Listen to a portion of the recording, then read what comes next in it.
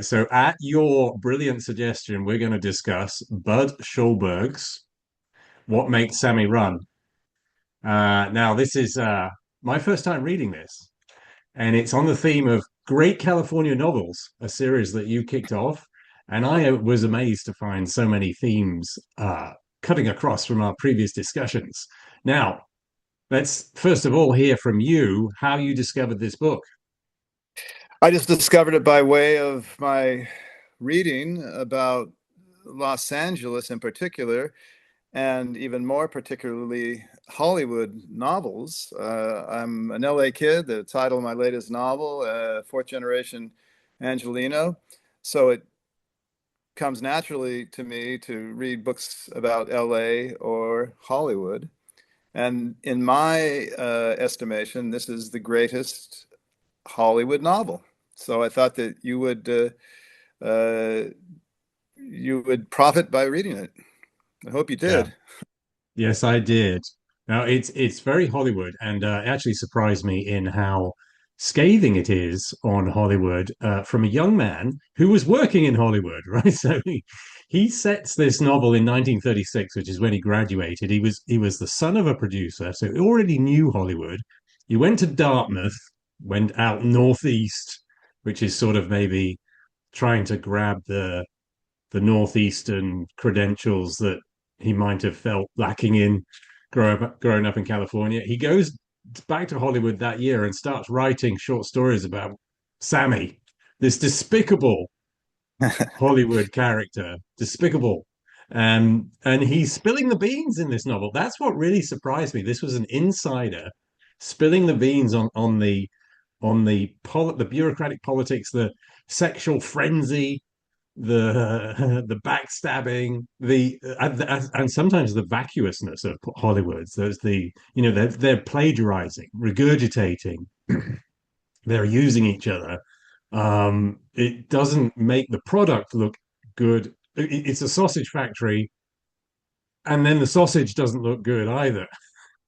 Am I Well, there's right? nothing in it. It's just there's usually you don't know what's in it, but he gives us the lowdown on what is or isn't in the sausage once it finally comes out to the consumer. That's what's the brilliant and really fun part of the book. I think even on my fourth or fifth read, I was still digging the um, Hollywood insider info. And as you say, um, Budd Schulberg, as our viewers will have no doubt gathered at this point, with the title behind you, Budd Schulberg, he was in fact the son of a Hollywood mogul. You know, not just an insider. He was the son of B.P. Schulberg, who was the head of Paramount Studios from 1926 to 1932.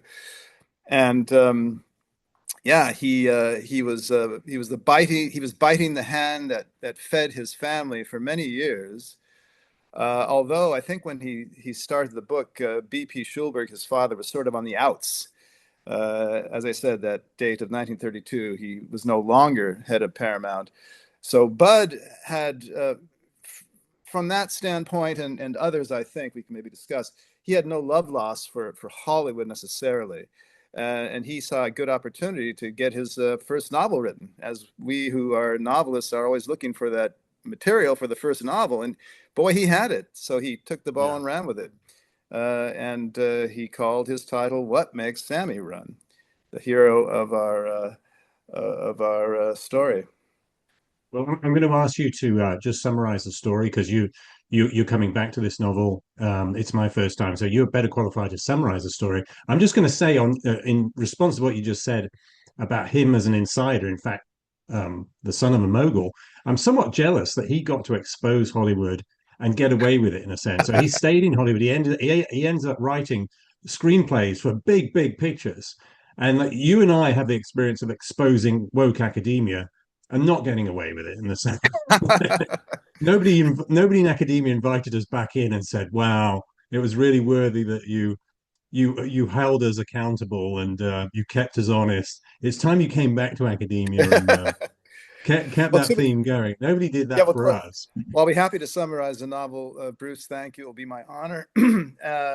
But very briefly, you were much more courageous in your exposure of academia than I, because you were still in academia when you wrote your novel, The Dark Side of Sunshine, and I had been out of it for a good quarter century. So no, no guts involved in my effort, but that off the top. So into the novel, What Makes Sammy Run? Well, yeah, the hero or anti-hero is a fellow named Sammy Glick, formerly Glickstein. Oh, right. And he's from the Lower East Side of New York. And we first meet him through the eyes of our narrator, whose name is Al Manheim. And he will accompany Sammy throughout the novel, analyzing him, trying to figure him out, and perennially asking the question, what makes Sammy run? Because Sammy is an office boy. When Al first meets him at his newspaper, Al is an older journalist there, well established, and Sammy is the office boy, 17, 18 years old. And he doesn't just take the copy from the newsroom up to the editor. He runs. He's running all the time, zigzagging from desk to desk. And Al's fascinated by him, right? He doesn't just casually walk. He's running all the time. Well, what makes him run? We will find this out. This is how the novel finally sort of climaxes at about 4/5, 5/6 through it. But in the meantime, what makes Sammy run, for our purposes, is that he's highly ambitious. He wants to leave his impoverished background, and what that does is it eventually, very quickly, rather than eventually, takes him out to Hollywood. After he has pulled a couple scams, he has pretended that he wrote a certain treatment, I think it was, for a screenplay. He calls up, of all people, Myron Selznick, who is a real person. So the real name is being used by Budd in this novel. Many people might not have heard of Myron, but of his brother, David O. Selznick, producer of Gone with the Wind and many other big Hollywood features. Well, Sammy calls Myron, and he sort of, as you used that phrase in our last podcast about Mr. Isherwood and his A Single Man, he fakes it till he makes it, right? And this is his MO throughout the novel. He's faking it till he makes it. He is selling a treatment to Mr. Selznick, this agent in Hollywood, sight unseen, just picks up the phone and calls him cold, based on a story that he himself has not written. He's stolen the story from another fellow, and this is the third character in our drama, a fellow named Julian Bloomberg, described as a nebbish by Mr. Manheim. So this is a very Jewish milieu, right? And Hollywood at that time was very Jewish, and for all intents and purposes, probably still is. But those were the founding fathers, as it were, of Hollywood. They were Jews for the most part. And so we have Julian Bloomberg being described as a nebbish. Nebbish is sort of a wallflower. He doesn't stand out in social affairs. He sort of fades into the woodwork. He's very ineffectual. And it's this Julian Bloomberg from whom Sammy steals this treatment, where he calls Myron Selznick and gets out to Hollywood. And I don't want to give too much of the plot here because it's very involved, but that for starters, right? And what I also want to do for starters is, because I have been touting my theory of LA novels this whole time as having two characteristics, and one is that everyone is from somewhere else. Well, this is the case. I can go through the rest of the characters, the main characters, which we will as we go along. There's about 7 or 8 of them. They are all from somewhere else. They are not from Los Angeles, right? Good. Requirement number 1 has been met by this novel. Number 2, everyone is playing a role. Well, what more perfect place to play a role where image is everything and you fake it till you make it than Hollywood? All right, perfect. I applaud myself. This is what they do better than anyone, Hollywood. And this is what Sammy does better than anyone in Hollywood, at least as a newcomer. He's just hyping and promoting himself all over the place. And it's a lot of fun we will see in certain passages if we have enough time to read them. But the first one I want to read, and then I'll give it back to you, Bruce, is how Sammy, he goes out to Hollywood. Al finally follows him, right? He gets a little job. I don't know if Sammy was influential in it. I forget exactly. But he sees Sammy for the first time since he's arrived in Hollywood. And this is Sammy playing his new role. So Al goes to the studio. And the studio is Worldwide Pictures, by the way, fictional name for a studio. Sam goes to the studio. There was his Sammy Glick in gold metal lettering screwed onto the door of his office with a certain permanence. Inside, I found that I had only gained admission to his secretary, who was occupying an office that seemed somewhat larger than our city room. I told her I was an old friend of Sammy's, which is what you would call a white lie. And she told me that Mr. Glick would be tied up in a story conference. The guy's like 22 at this point.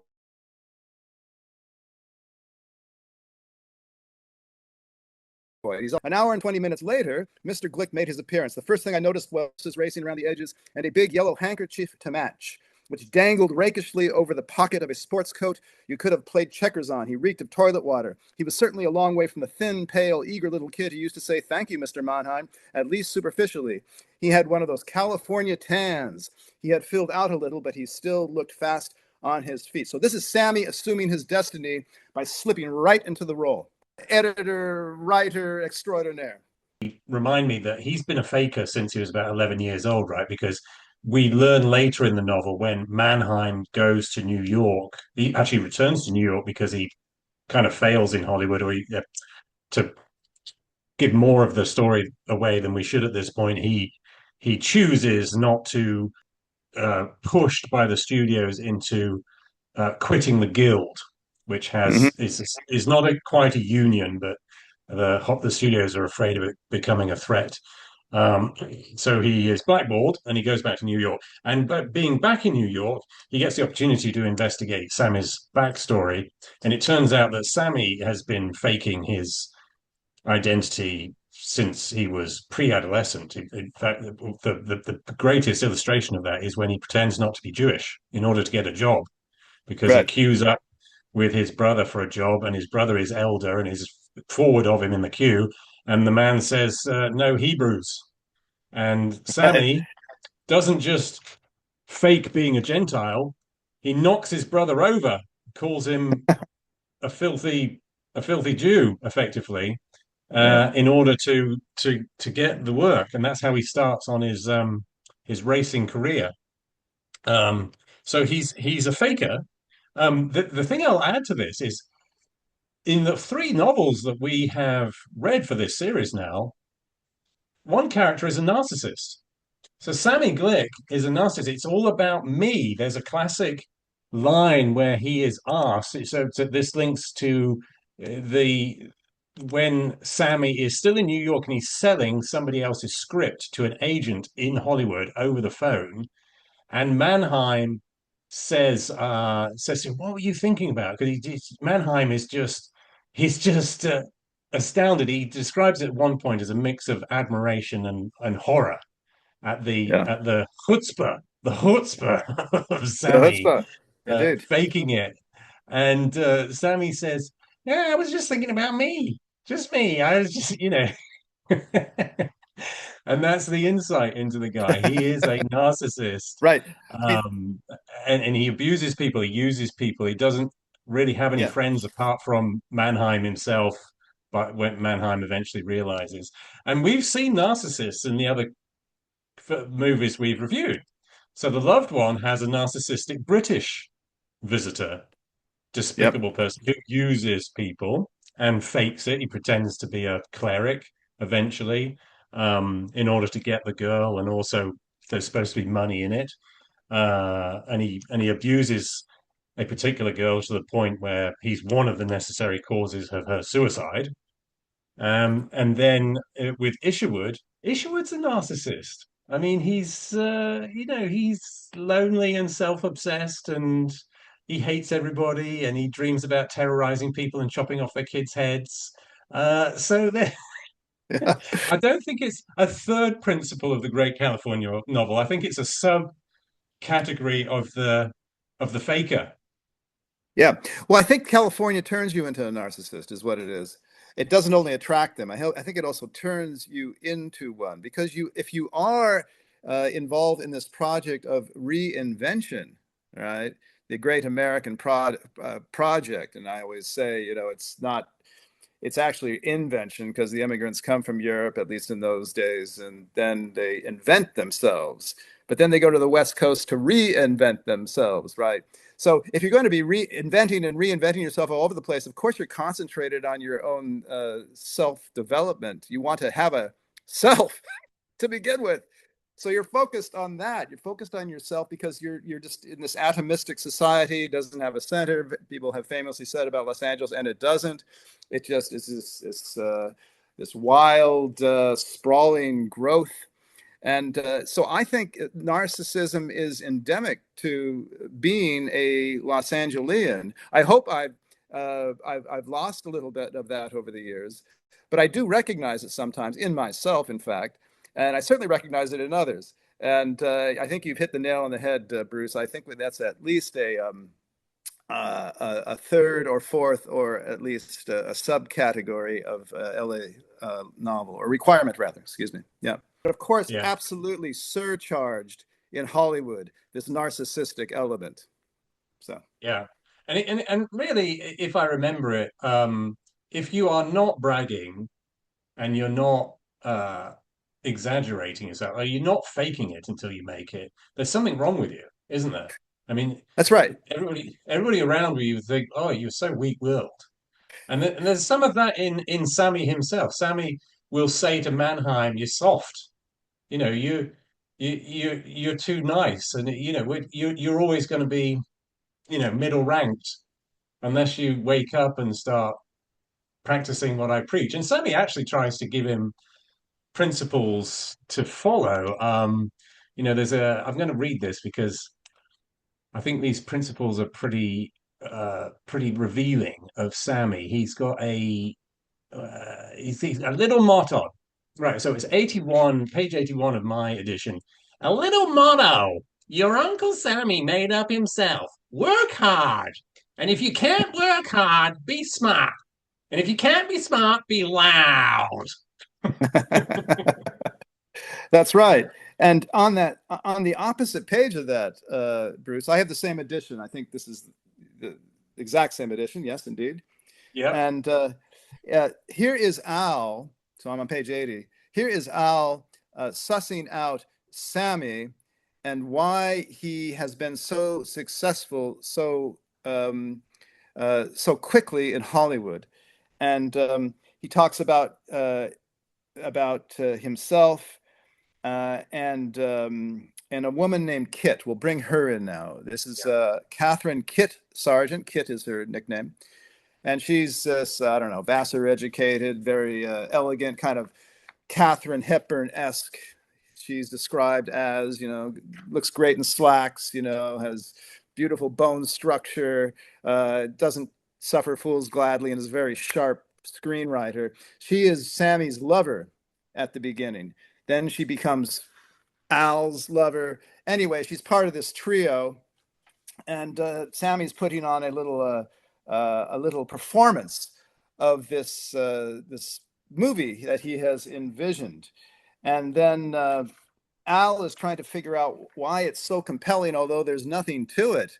It's just empty. Why is this so compelling? He said, and he analyzed it for us. He says, well, first of all, Sammy had no qualms, not the thinnest sliver of misgiving about the value of his work. He was able to feel that the most important job in the world was putting over Monsoon. This is a story in and of itself, but we'll leave that aside. This is the name of the film. So he has the title, but he has nothing else. In the second place, he was as uninhibited as a performing seal. So he's acting out the action. He never questioned his right to monopolize conversation or his ability to do it entertainingly. And then there was his colossal lack of perspective. This was one of the most valuable gifts there at this preview of the film that Sammy has stolen from the Nebish, Julian Bloomberg story about the three yes men who are asked what they think of the preview. The first says, "It is without doubt the greatest picture ever made." The second says, "It is absolutely colossal and stupendous." Third one is fired for shaking his head and saying, "I don't know, I only think it's great." So yeah, that's Hollywood in a nutshell, I think. My own experience of it, brushing up against it. Yeah, and it kind of reminds me about the 4-star rule in online reviews, right? So you're given a rating system of 1 to 5 stars, and it averages at 4 because there's Right. an up rating bias. That's kind of Hollywood. Great inflation and hype inflation as well. Yeah, Hyperinflation. There we have it. yeah. So let's talk about Sammy's character because really the whole novel is a quest to find out what makes Sammy run. What is, which is a metaphor. It's what motivates Sammy, and it's an interesting device actually. I had thought to myself as I was reading the first few pages, like this is clever. And my next novel should be titled like a question, because then you sort of pose, even though it's fiction, you pose it as mystery, and even though it's not murder mystery, it's a mystery. And it's in the first person. So Al Manheim is speaking in the first person and saying, "I met this guy, and immediately I wondered why is he running?" And then that's the theme. Why is he running? I think it's pretty clear in the end why he is running, Sammy. But we'll get onto that later. Let's talk about some of the ways he is described for the viewer to understand how Mannheim's observations are framed here. It reminds me of some of those 1930s movies where they're very cynical and everybody is being sarcastic. They're just sarcastic the whole time. Everybody is sarcastic. Actually, the greatest illustration of that style is actually Casablanca, and that's a film that most movie buffs will have seen. Casablanca has this cynicism, like who's winning the war? I don't really care. Give me a medal. I, you know, I, it, I'll sell it. It's just sarcastic and cynical. And Mannheim's relationship with Sammy is like that, where they're just sarcastic to each other, even though they're sort of friends. Sammy gets in this habit of calling Mannheim sweetheart and variations to that as if they're and sort of digs at some homosexuality, like we're friends because we've got this closet relationship going on, and then Mannheim will call him obnoxious and just make fun of Sammy's motivations, and yet they stay cordial. It's like part of it's just the mode with which they with which they communicate. So they do fall out occasionally, but it's however rude each of them is to the other, they it's just normal. They just normalize it. And I don't know how realistic that is of the time. I presume it's a certain strand of New York culture at the time. That's all to say that Mannheim ends up using words that about Sammy, which seem realistic, but they're also very, very rude. Like welcomes in "hello, obnoxious" at one point. Sammy, you have no friends. You'll never have friends. All you can ever have are enemies and stooges, which seems to be the case, apart from Al Manheim himself. Page 33. In Sammy was everything I hated most: dishonesty, officiousness, bullying. Manheim describes Sammy as looking like a whippet, and I think it was what's the name, Kit, who describes him looking like a ferret. Uh, Yeah. you know, there's nothing really likable about Sammy apart from there is, as I mentioned before, there is this underlying admiration for the guy's balls and he is successful. And I should say also that Manheim admits he does have some ability. So he has an ability as a writer, and Sammy knows it. So Sammy, you and I can appreciate this as writers. The boasting here, if it's true, is very impressive. So in one point, page 47, he says, this is Sammy speaking. I had to do my last.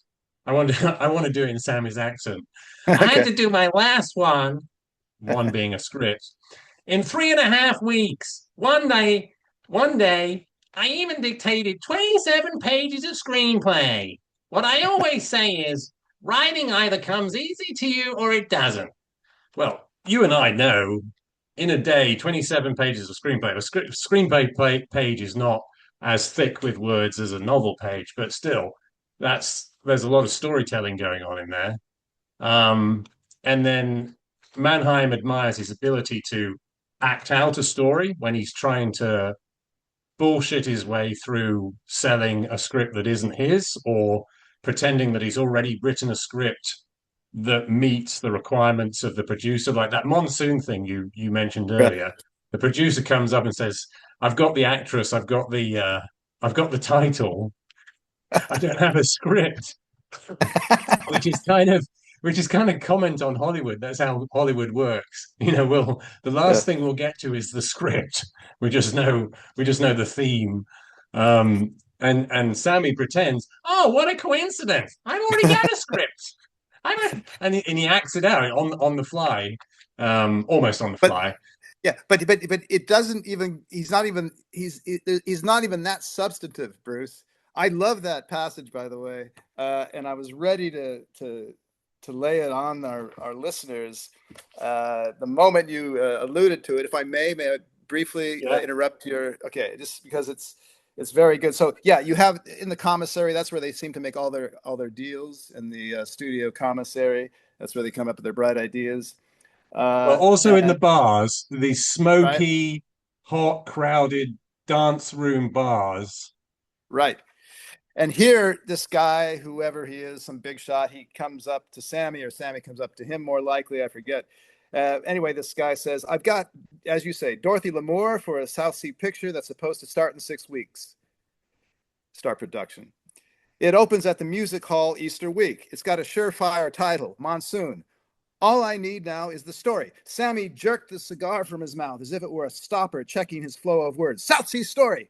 You're looking for a South Sea story. Well, of all the goddamn coincidences I ever heard of. Don't tell me you've got one. Have I? Sammy yelled. Is this a break for both of us? I've only got the greatest South Sea story since Rain. That's all. Now, Rain was a famous Somerset Maugham short story that was made into several movie versions. So Sammy sells this guy on the notion that he, as you say, he's got a story for his title, for his stars, and then the guy leaves, and then Sammy, who is with Al and Kit in the commissary, he turns to them. He says, "Hey, neither of you happen to know of a good South Sea story I could use? I'd split the sale with you." Right? So he's faking it till he makes it, but it gets even better. And then he goes, they talk a little bit, and then Sammy goes, that reminds me, what's Rain about? Holy Jesus, I said with reverence. Al's talking. Sammy, says Kit, now I know you're a great man. What other writer in the world could compare his story, which he hasn't written, with a classic he's never read? I didn't have to read it, Sammy explained. I saw the movie, but I was such a little kid that all I can remember is Gloria Swanson shaking her cute little can in a minister's face. That's the plot, all right, said Kit. Right. So this is beautiful Hollywood, right? They start with a gimmick. They start with a soundbite. And then whoever can help them, it's not some artist's creative vision, they'll put it together, they'll mix and match, and then they'll polish it up and put it out on the assembly line. I thought that was great, very revealing, and it reveals the character which we were talking about earlier, still are, of Sammy. And there's a certain, as you mentioned, a grudging admiration, and not even grudging in some passages from Al. And if I may, again, sorry to monopolize this, Bruce, but you're pitching to me. And Al says at a certain point, if I can find it, yeah, Sammy knew I could read him like the top line of an optometrist's chart. He also knew that he could relax with me because I wasn't willing or didn't know how to use him for a ladder the way he used me. So that also explains the friendship from Sammy's side. And at moments like these, when he slowed down to a trot, I sensed a flash, just the tiniest sparkle of appreciation for the way he had climbed on my shoulders to leap over the wall, and a hint or two of the old respect that he felt in those early days on the Record. That's the newspaper in New York they were on together, when I was still trying to teach him not to say anything. So that's more like how the friendship works, and how Al has this admiration for him because he himself knows as a newspaper man, there are two things. There's the story, and then there's getting the story out. And Sammy has skipped the story and he's gone on to the getting it out part, and getting his name on the product. That's the most important thing. And just one last thought on this. This will always, I think, elicit the admiration, if grudging or not, of most Americans. I think this is sort of the American style. It is, again, I keep coming back to those words of yours. It's fake it till you make it. That's the American style. It's surcharged in LA and surcharged in Hollywood. So I am arguing here, I guess, if I'm making an argument at all, I suppose I am, that this is sort of a microcosm of Americana, particularly at that time, the 30s and 40s, when you really had untrammeled capitalism as that was the going concern. Yeah. So, Well, I'm going to run with your last point there, if I may, on America.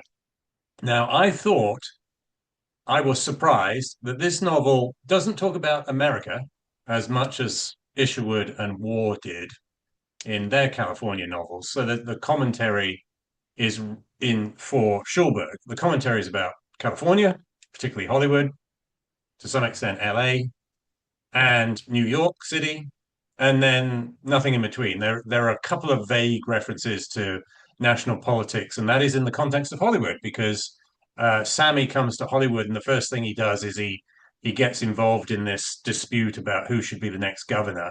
Should it be the candidate that is being demonized as a communist, or his opponent whom the studios prefer because he's more capitalistic? And Sammy is on the side of the capitalist, which so he's kind of counter-normative, and he's actually in some of the dialogue with Kit. So this is very early when he arrives. It's right when he arrives, and he has his first meeting with Kit because he's got an office over the corridor from Kit, and he starts going into politics, which is, as you and I know, is not a wise idea to do when you're new in the office. He starts taking a political side, and it's apart from that, there's not much mention of America as a whole, apart from this allusion to national politics. But to run with your last point, there are two mentions which I think are quite revealing, or maybe a better way to say it, it ties in Sammy's Hollywood journey with the American dream, and in a critical, negative way. So we should mention that Schulberg eventually becomes a communist, and in fact, this photograph I've chosen is from the time of the second edition that I am reading, that you and I have read, and is the most common edition. He is being interviewed by the Un-American Activities Committee as a communist, and he repudiates his communism. But you can see this proto-communism in these two comments. So let me get to the two comments. So the first one on America is Al Manheim is saying, he's commenting on Sammy Glick moving to Hollywood at 20 times the pay that he was earning on the Record in New York. And Manheim says, to the reader, right? So he's not saying this to any other character, but he says to the reader, it was America, all the glory and the opportunity, the push and the speed, the grinding of gears and the crap. So it's clearly negative. It's not particularly specific. So it's not explicitly anti-capitalist, but it's certainly critiquing, in my interpretation anyway, it's critiquing the ambition at the expense of other people, the pushiness to get ahead and to uh, jump over other people, which is certainly what Sammy Glick is doing. Now, the second comment on America is more profound, and it's structurally more profound too, because it's in the final paragraph. So this is really where we're started. This is where I think we can reveal that Sammy gets his comeuppance in a very peculiar way, an unexpected way for me. Maybe it's more expected for you. But before we get to that, the final paragraph says, now, so remember, Manheim is speaking to the reader. Now, Sammy's career meteored through my mind in all its destructive brilliance. His blitzkrieg against his fellow men. ... And this is the last sentence.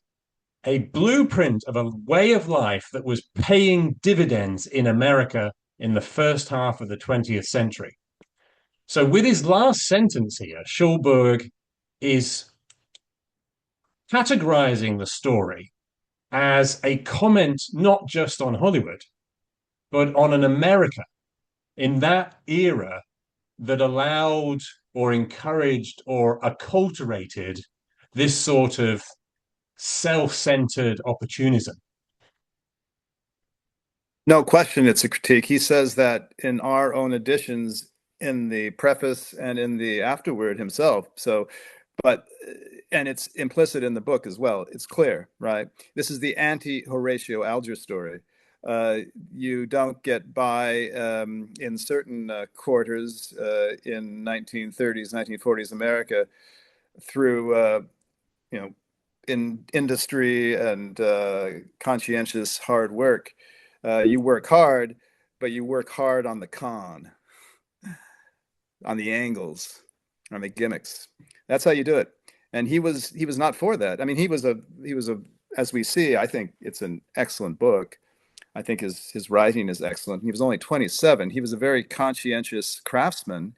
He wrote many other books as well as award-winning screenplays. He is yes, not approving of this world, and it is definitely a little polemic against the American way of life, and perhaps sort of a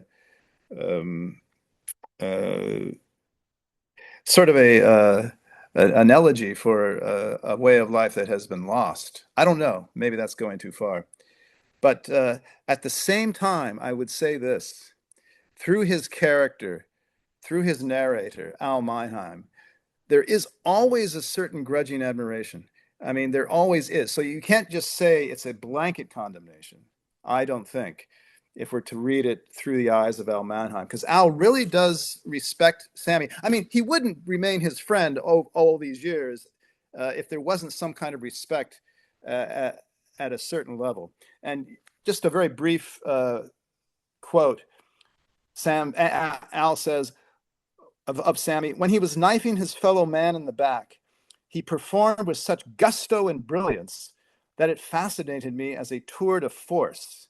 He was so conscientious about being unscrupulous that you almost had to admire him. I mean, basically he's saying, yes, at that level you have to admire him, is what he's saying, because he says it so often. He repeats these little sort of mini peons to him. And yeah, I, as an American, I have to tell you, I have to come clean, Bruce. I have a certain admiration for him too. I don't admire him for his dirty tricks or stabbing people in the back or betraying loyalties. I don't. But just the animal energy, and the ambition. There's something very, yes, American about that we as a people have somehow come to admire. Maybe it's just the frontier mentality, the immigrant mentality. You gotta it's make or break, right? And rather you break the other guy than he break you. It's the Wild West mentality. I don't know what it is, but I will confess to more than a certain grudging admiration for him. Doesn't mean I approve of him, but there's a part of me that says, yeah, well, this guy's a go-getter. He knows how to. He's a realist, right? He knows how to make his way in this world. And if that world did not reward such behavior, then he wouldn't end up on top at the end. Although the whole book is about the winners as losers, of course, right? I agree. So he's a go-getter. He deserves admiration as a go-getter, and it's partly his go-getting is American in a positive way. So one of the criticisms about British culture is that Britons are too passive. They don't they don't pursue things. They wait for things to come along. And Sammy is the epitome of the American go-getter. He does improve his lot. And to repeat, he does have ability. So he's mostly getting ahead by screwing other people. This is where his go-getter persona or intent it becomes negative. So he's not just hardworking, energetic. He's running, and in a sense, he does work hard. So he's opportunistic and he will chase things. But the negative side of that is he can be dishonest. So he fakes it and he steals ideas and he abuses other people. So the Julian Blumberg thing we should mention, it's not just once that Sammy abuses Blumberg. He you know, we're introduced to Blumberg as this Neb who comes in to Sammy because Sammy is the radio correspondent, and the Neb wants help getting a radio script sold, and Sammy appropriates it and sells it to Hollywood, and then he goes to Hollywood, but that's not the end of Julian Blumberg's victimization because Sammy brings him out, abuses him for some more scripts, you know, pays him very little. There's some back and forth where involves the guild. So Kit basically blackmails Sammy into actually retaining Julian Blumberg longer than he wants, but still Sammy's making almost all the money and Julian Blumberg's doing almost all the writings. The other thing I'll mention, the other negative part of him is he is not a team player, and this is where I wonder whether the absolute the absolutism of the way Sammy is portrayed as this as so individualistic. He doesn't work in teams. He just doesn't. Apart from this thing with Julian Blumberg, where they're sort of partners on scripts, but it's very exploitative. Sammy is not a team player in the studio, so he's just backstabbing everybody, and he's taking their jobs all the way up to Feynman. So Feynman is director of production or something, and Sammy ends up that's Sammy's final role before his comeuppance, and his comeuppance is a romantic comeuppance. It's not a professional one. So, so my point was just that Sammy gets ahead without ever being a team player. He is mentored. People show him kindness, uh, including Feynman. He stabs Feynman in the back. So Sammy actually contributes to the coup against Feynman, and Sammy positions himself to take over from Feynman, and that happens several times at different levels of the organization. He that's where I started to feel God, he's gonna get his comeuppance because at some point people are going to start realizing this guy is totally out for himself. So nobody should be able to trust him. At some point, after enough years of this behavior, somebody's got to the word's got to get out where he just can't be trusted. And bear in mind that writers are characterized in that way by Kit. So Kit says at some point, I'll try to find it, that writers talk. So the guild doesn't like ghostwriting. And effectively, Julian Blumberg is a ghostwriter for Sammy. Sammy's taking all the credit. Okay, I've got it. So page 127. One of the planks. So this is Kit speaking to Al. I'm quoting her dialogue. One of the planks in our code is to stamp out ghostwriting. Dot dot dot. Hollywood consists of half a dozen studios and half a dozen restaurants, and as you probably know, writers are talkative fellows. And when 600 writers start saying the same thing, da da da da da. So I'm thinking at that point, so that's about a third of the way through the book. I'm thinking, oh, okay, that's foreshadowing how Sammy is going to get his comeuppance. But that's not how he gets his comeuppance, even though he's a consistent narcissist who never works as a team and never rewards anybody who works with. He doesn't have a professional comeuppance. He has a wedding day comeuppance, which we should reveal. You shouldn't we? We should reveal that Yes. what breaks him, brings him to tears, is he catches his wife on their wedding day screwing somebody else in Yeah. in their own house, and it Yeah. breaks him. It's not a professional comeuppance. That's I thought it was very surprising. Very good, Bruce. We have to talk about that because that's sort of the moral of the story. And if I may briefly outline what happens, because as far as Sammy's concerned, it's not a professional comeuppance. But as far as his bride and her father are concerned, it's completely professional because what happens is this Sidney Feynman, whom you mentioned earlier, he's some kind of story editor at Worldwide Pictures. You know, he evaluates scripts, story ideas. He has influence on the studio's creative decisions. And Sammy has designs on his position. And this is an old school guy. You know, he's the grand old man. He's been, in movies all his life. He's about 60 or so. And Sammy wants to move this guy out who is sort of taking him under his wing. Yeah, again, nice guy, Sammy. Anyway, but that's his plan. And what happens is at the same time, Mr. Feynman, his skills are eroding, or at least his skills for assessing what will be a big hit with the public. And so the money men back east on Wall Street, represented by their CEO, a Mr. Harrington. We never get his first name. It's interesting. Just Harrington. He comes back. He comes out to L.A., Hollywood, visits Worldwide Pictures, and he and Sammy get together over dinner at some point. And Mr. Harrington makes it clear to Sammy that this is no longer sustainable. Mr. Feynman is not doing the job. And at the same time that Sammy and Mr. Harrington have this heart-to-heart, or just about the same time, he meets Harrington's lovely daughter, who is the golden girl from back east. And to put it into Yiddish terms, she's the unattainable shiksa, right? This is what Sammy wants now. This is his next quarry. Can I Okay, just say go ahead.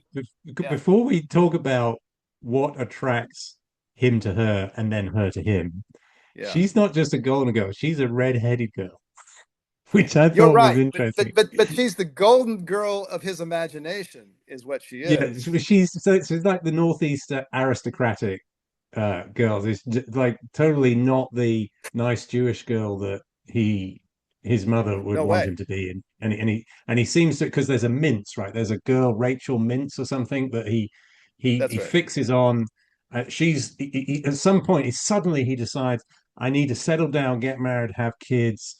See, there's some phrase where he says, I need a girl to put my slippers on at the end of the day and cook my meals, and he's totally suddenly into a domestic relationship, and it's a very traditional gender role one, and he fixates on a girl with a Jewish name. Presumably she's a nice Jewish girl, but then in walks Lorette Harrington, and he has all these all this sort of eroticizing of the other Right, right. as Well, as she's the Gentile goddess, right? So yeah. this is what he wants. This is what he gets his sights on, and at the same time, her father wants to move out Sidney Feynman. So Sammy sees his chance for the great coup, right?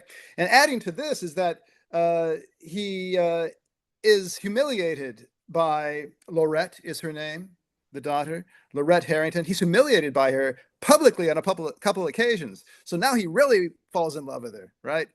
It's one of those sort of love affairs, you know. Well, And so there's a line where he's driving at speed. I didn't quite get my accent right. I'm it's gonna okay. get her. I'm gonna get her. She thinks Yeah, she's too good for me, but I'm gonna right. get her. Me, Sammy Glick. And That's right. then and then to make it clearer why, he decides he's been too soft. So he's sent her flowers and he's been nice to her, and she's always putting him down like he doesn't know wine and he doesn't know how to dance and stuff. And so then he goes cool on her, and that actually does the trick. He takes charge on the dance floor, and she feels terrified, and that feeling of terror. In fact, I'll find that bit. Lorette Harrington. This is Al, or the narrator, describing what she is feeling. She was enjoying it, the tango. It was terrifying when he held her like that, not trying to be polite anymore. She hadn't been really terrified in a long time. To dance as badly as Sammy and not be ashamed of it set him apart from all the other men she had ever known. So I thought that was, we're talking about women, which I did want to talk about because we've talked in the other novels about how women are portrayed, and I do want to explore that here. Uh, it that her reaction to Sammy being terrified but also being attracted to it kind of overlaps Kit rationalizing why she slept with Sammy. She hated him at first, but she also wanted to feel what that okay, I'll quote it because this is what she said to Manheim. I have this crazy desire to know what it felt like to have all that driving ambition and frenzy and violence inside me. And you know, I don't know how sexist that is to suggest that women are attracted to men like that, but Sammy is attracting the women. But anyway, I thought it was significant that Harrington, at that point when she says she's terrified, at least I'm reading, I'm thinking, oh, Lorette is just like Kit. She's attracted to a man who is so different to her circle, and there's a sort of thrill. There's a thrill with somebody who is so brash and physical and aggressive. Um, and I think she's just going to submit in the marriage, and that's why it surprised me so much that she cheated on him in his own house on the day of the marriage. And then she gets up, she's completely unflustered by him discovering her and just says, this is the way it's going to be. My dad's the investor. We're already married. You can't take the scandal. I will implicitly, I'll sleep with whoever I want, and you're going to do your part in the marriage vows, and we're not going to break up. So that's all to say. That's why I'm so surprised at that's how he got his comeuppance. I was surprised too. Uh, However, he got a taste of his own medicine, really, because the Harringtons, whether they were both in on it, whether they conferred on it, I don't know, probably not, but they were of the same mind. We're going to use this little Sammy guy for our own purposes, and he's gonna fall for it. You know, they figured him out, and they were using him and his feelings for Lorette to advance themselves professionally and otherwise. So they just shoved his own medicine right down his throat. And it must be said, here we see that Sammy has a heart. He is hurting after this, after his discovery of Lorette, with an actor in his studio, by the way, to add insult to injury, right? Some stupid actor, you know? And so he's hurting very badly. And Yeah. maybe you might argue he's only hurting because he has been defeated, and decidedly, and it hurts his love of maybe not Lorette directly, but his love of the idea of being married to the the Gentile golden girl, although a redhead. Yeah, And well, yeah, go ahead. Sorry, I didn't mean to interrupt you. that's basically it. And what he does is he's so lonely, he calls Al, and for the first time in the whole book, after a decade of friendship or whatever you want to call it between them, he says, Al, I need you to come over, Yeah. please. He says, please, for the first time in the novel, and Al remarks on it. So Sammy has a heart. He does. And so that's why I can't totally dismiss him as just being a No. complete heel in the terminology of the day. Well, let's work backwards from where he does break down to Manheim, because I think there is actually a foreshadow of that. But it's so subtle. Nobody should be ashamed, including myself, of not foreseeing what's going to happen as his comeuppance. So just before he cries and sobs to Mannheim, so Mannheim uses the word sobs, and Sammy is such a narcissist. He's so unempathetic with other people. It's quite a surprise when you see the word sobs, and it's Sammy who's doing the sobbing. So just before that, he's describing to Mannheim what happened. He went upstairs in the guest room with that new punk I just signed, Carter Judd. Uh, you know, he's gonna he's not gonna That new compete punk I with just that, signed. right? Yeah. There's Yeah. there's going to be so many new punks, not just Carter Judd. He could fire Carter Judd. He actually says this: I could fire Carter Judd, but there's going to be any number of new young actors, Carter Judd.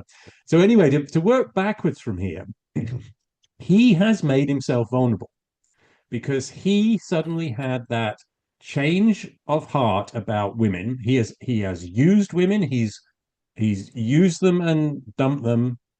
He's used them as sex, and he's not formed any attachments, and it's three a week. And again, we should talk about how women are portrayed here. They are, they're not just sexual objects; they're fluses, and they seem to be on their side. They seem to be trading sexual favors for things they want, which is screen tests and scripts and opportunities to play a role, which gets to the stereotype of the producer's couch. Anyway, he has gone through these women in a casual way, but then at some point he says, "I need a wife, and I need a wife who's going to look after me at home." And he's having a change of role, a change of domestic role, which makes him vulnerable. And the place where I find this foreshadowed in retrospect, in a very subtle way, is where early on in the book, where he's talking about work hard, be smart, be loud. Um, you've heard of the survival of the fittest. When you come right down to it's dog eat dog. He also says going through life with a conscience is like driving your car with the brakes on. Great line. Yeah. Now, the crucial one is here. It's on page 13. It's a really early foreshadow of his comeuppance. You never find me going in for favors. I found out long ago that was a sucker's trick. It leaves you wide open. And Mm. on subsequent pages, there's many observations from Manheim where Manheim is saying Sammy is always in control, that sometimes he lets his guard down, where he actually speaks his feelings, such as when Manheim asks him, what were you thinking when you were over the phone selling somebody else's script and pretending it was yours? He sort of let his guard down. So this is a man who's not let his guard down until late in life, where he seems to have really made it in Hollywood. He lets his guard down. He marries this this aristocratic woman from the Northeast, whom everybody has underestimated, including Mannheim and the reader, because we are led to believe by the narrative that she is young and naive, and she's cultured, but she gives in to Sammy. She gives in to his physical dominance, and that turns out to be not true. She is using him, and he has made himself vulnerable, and he has a breakdown in front of Manheim. Although here's the caveat: he very quickly recovers, and he starts calling around that very same night for fluses. He wants some fluses in the house. He wants alcohol, and he's going to return to the philandering, good time Sammy that he always was. Yes, and roll credits. That's it. Pretty much. Yeah. Um, Along the way, though, we do get certain indications of how this is not sustainable for Sammy, this life that he is leading of backstabbing and personal betrayals. This is not sustainable over the long haul. Just inwardly, emotionally, this is indicated in a couple passages that I would like to read. For example, Al, who has gone to Hollywood to, in fact, write screenplays, to write them, not just to sell them and then get someone else to write them for you later, and then you alone get your name on the screen. He talks about the writing process very briefly, Mr. Manheim. He says, as he's writing and getting great pleasure from it, he says, Sammy Glick may get everything else, I thought, but by God, this is a pleasure he'll never know. The joy of writing that first line on the pad, which sounds so beautiful now and so lousy later, the tremendous pleasure and labor of creating something you believe in. So the winner as the loser inwardly, right? Another example. This is when Al and Kit, and now it's post-coital, right? They're lying luxuriantly there in bed, and Al writes, then she stretched to turn on the lamp near the bed. Hello, I answered, and we both smiled, our new intimate smile. She reached over and laid her hand on my shoulder affectionately. Sammy may go through every girl in Hollywood, I thought, but this is another pleasure he will never know, the give and take companionship, right? So we get little indications by the narrator that even if he doesn't get his big climactic, super colossal comeuppance at the end, which he does, there are little ways that are eroding him inwardly, that must erode anyone inwardly over the long haul. So this is a very moralistic novel, actually, to tell you the truth, which I have no objection to because it doesn't bog down in moralism. It's just like Sammy. It's snappy. It's rapid. It's sparks are flying off the prose. I think I much admire it, and I do like the snappy dialogue and the repartee. Having grown up in LA and watching Hollywood movies, that was my bread and butter, and I sort of enjoy that sort of thing, even in prose, even in novels. Yeah. Yeah. Well, I mean, Hollywood has two images of America, right? One is hard-boiled, snappy, sarcastic, cynical, frontiersman, uh, New York City sort of metropolitan hardness.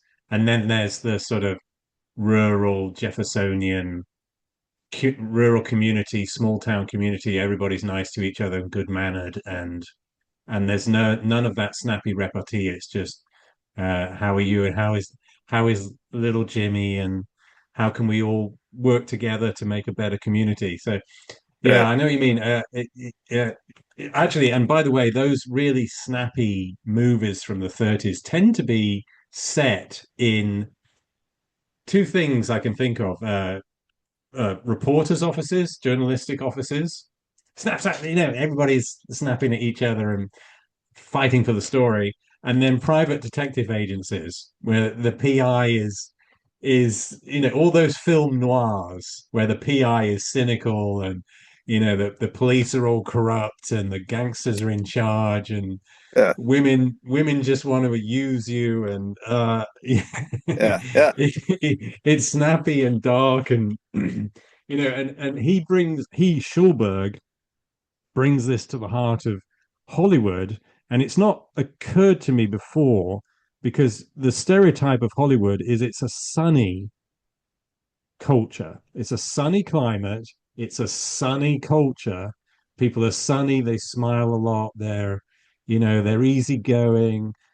But the way Schulberg portrays Hollywood, it's backstabbing and cynicism and hard biting repartee straight out of film noir, even though it's not being filmed at night and the rain isn't falling on to represent a nor'easter in New York City. Um, I found it very revelatory. It's not flattering. So this segues to your point about moralism. Yes, I agree with you. This is moralizing on Sammy. I think he gets his comeuppance, particularly with women. I don't think he gets a professional comeuppance, but having used and abused women, he is used and abused by Lorette Harrington. But the but having said that, the novel uh, is revealing the immorality of Hollywood, not just Sammy, but of Hollywood. So everybody's sleeping with each other out of wedlock. Uh, the women are trading sex for professional favors. Men are abusing women for sex. The people are backstabbing.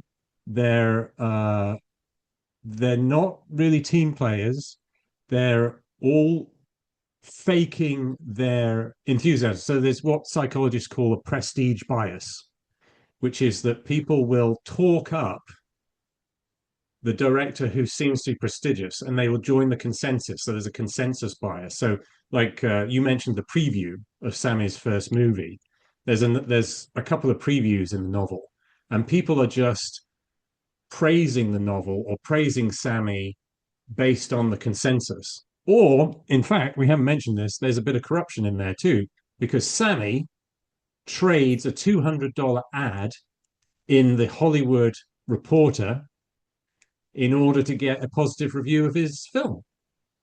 So it's the reviews are not just prestige biased, they are bribed, they are corrupted.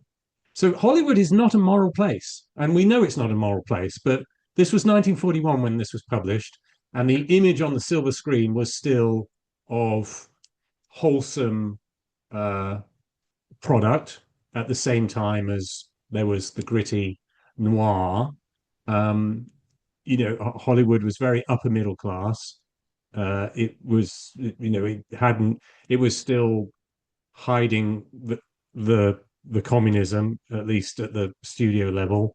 But Schulberg is portraying Hollywood as the immoral, the center of immorality that we stereotype it today.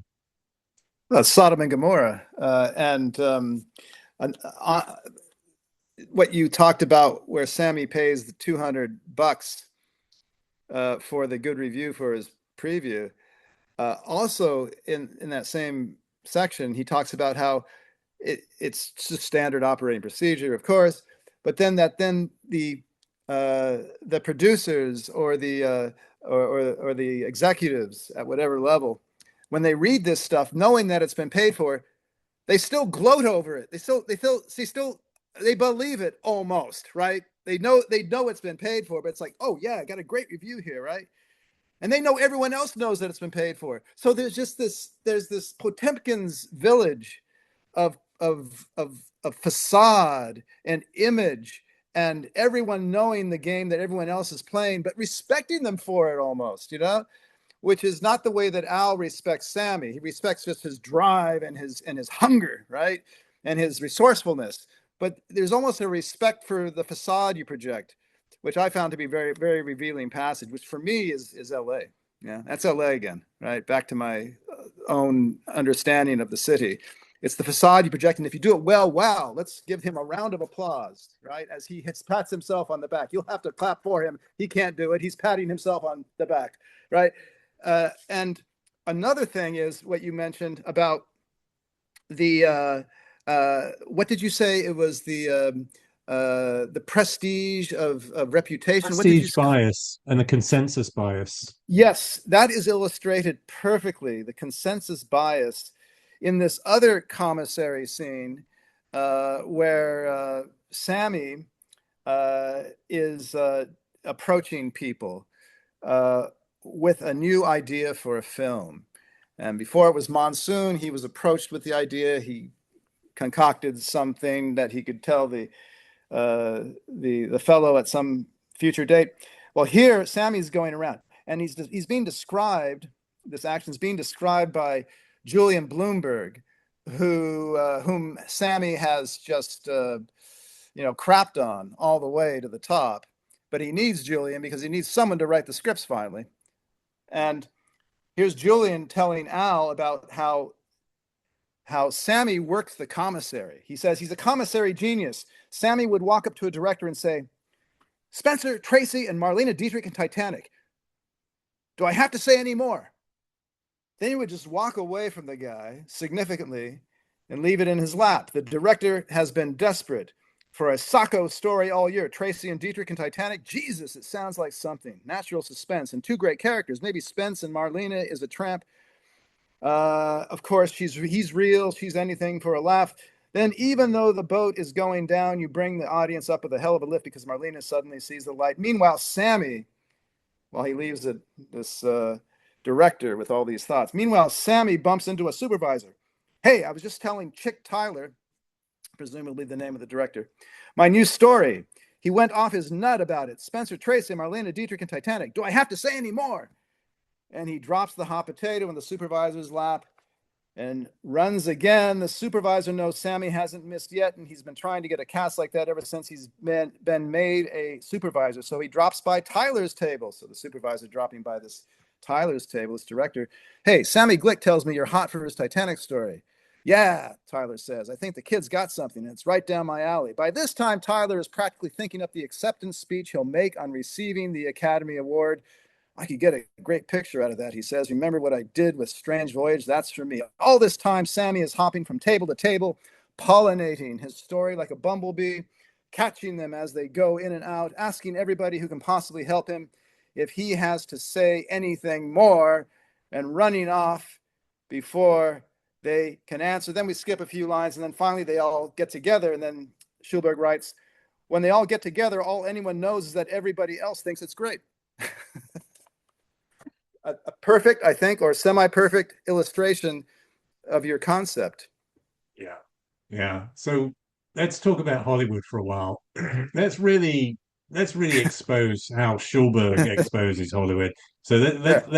let's do this for Hollywood, and then we'll get to the other themes. So um I'm going to give my highlights of how Schulberg dumps on Hollywood, and then I'd like to hear yours. So one of the first interesting things I noted is that you'll remember this. Manheim, the first time Manheim spends the night with a girl at Sammy's apartment. Sammy is up at 8:30 a.m. and Manheim says, "What the hell are you doing up at 8:30? What on earth's doing at the studio at 8:30?" And Sammy replies, "Well, I'm picking up a friend for breakfast before I check in at the studio." And it's an insight. I mean, it's a comment about the careless hours that Hollywood works. nobody's up at 8:30. Presumably, Yeah. that makes sense given the late nights that are featured in this book, that people are drinking hard, smoking hard, and fornicating hard, and doing some of their business in the process of those three things. They're not going to get up early. I thought that was interesting. Um, you can jump in on any of these things. Oh, well, the first thing is, yeah, well, those are writer's hours, of course. I mean, actually, from what I know of classic Hollywood, they had very strict hours because the studio system, it was a film factory. And so you had to have the actors appearing on set at like 7 latest to get into makeup and everything. And they kept office hours then. They would film, from 8 to 5 or 6 or however long it took. So the actors, when films were under production, they were on a very tight schedule, and you would often have some real disputes as a result of films going over schedule, because the studio was having to pick up the tab on that. So they were real sticklers. So that is not the case when it comes to the production end. But in terms of, strolling into the studio, go up to your office and, bang out a few pages of script, yeah, sure, yeah, very loose hours, it would seem, in general. And a lot of screenplay writers wrote at home too. Uh, but during those days, from what I know of the studio system, they kept very strict hours when they weren't filming. Otherwise, they were on vacation, right? So, That's do a you have good anything? point because I remember reading about the studio system that when effectively the actors and actresses were employees of the studio, and the studio would work them to death within the confines of the studio, except when they're loaning the talent out to other studios. And you could have an actor who's working on three films in a day, in the sense that there's a scene scheduled for each of those three films, and he or she is going to run between sound stages to film that scene. They're going to have to learn lines across three different scripts, and they're going to sometimes be running from one scene to the other. And in fact, a good example of that is Ginger Rogers, where one day she was filming uh, two non-musical films, and she was rehearsing and filming with Fred Astaire on one of the musical films, which is when you add the dancing, the choreography, that's becoming more demanding than just learning lines. So yes, that is a good point. Now, what you just said segues to another observation, two observations from Schulberg, is that there's a production line. In fact, we had Isherwood in our last discussion talking about academia as a production line, that the students were just, they were entering a conveyor belt. He describes them as on a conveyor belt, and then they're spat out. It's a very negative uh, metaphor for academia.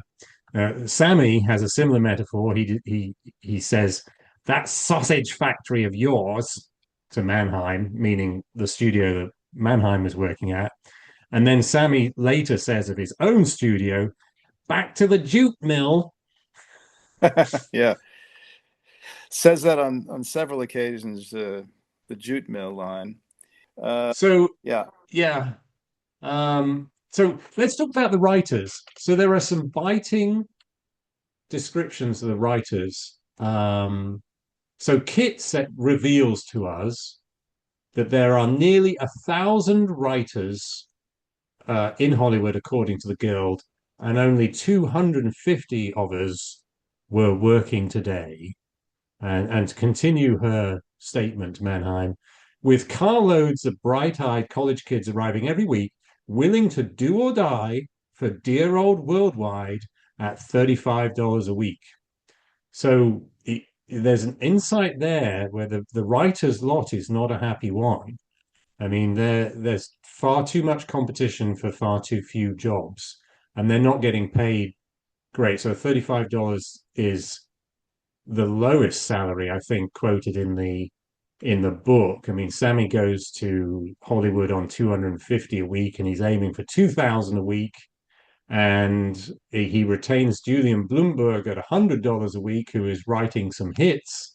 It's not just actors and actresses who are coming to Hollywood in their hordes and finding there aren't the jobs they dreamed of, and they end up waitering, and worse, prostituting themselves. And there is prostitution in this book, we should mention. But Yep. writers too are compete. There's far too many writers for far too few jobs.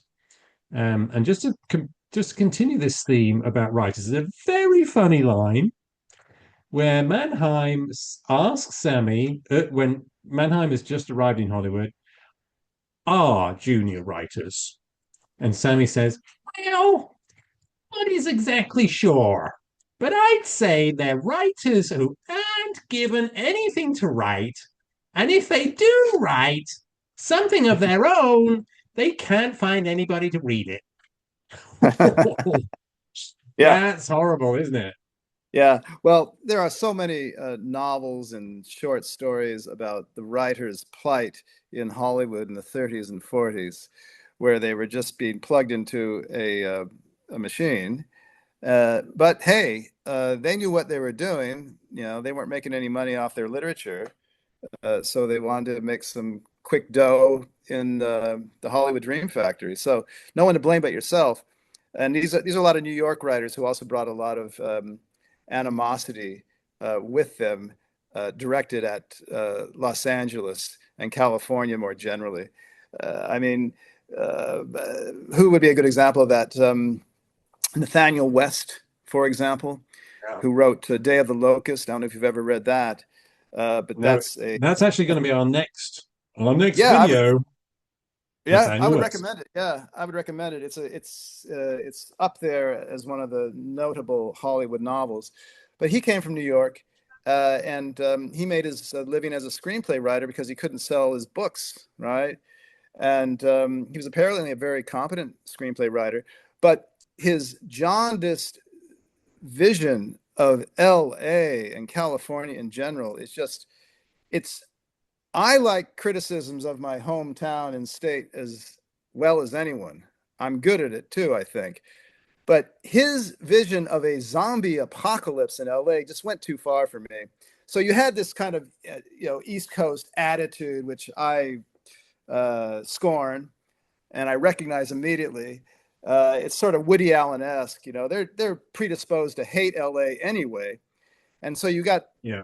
myriad books about that. And I think all these writers who are victims of the system or were back then, they were willing victims. They were getting a nice Yeah. paycheck.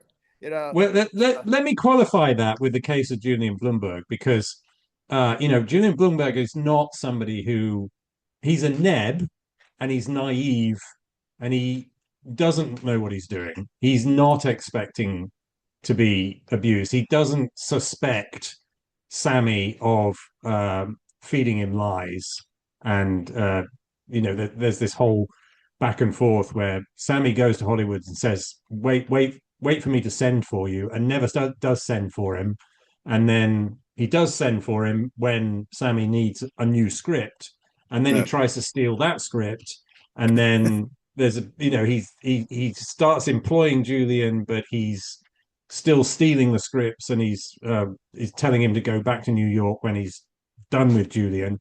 And then it gets worse with Julian because when there's a point when Sammy has dumped him, he's already in Hollywood, and he answers an ad, and he falls for what the novel calls the poverty row economy gag. And I can read how the author Schulberg describes this gag.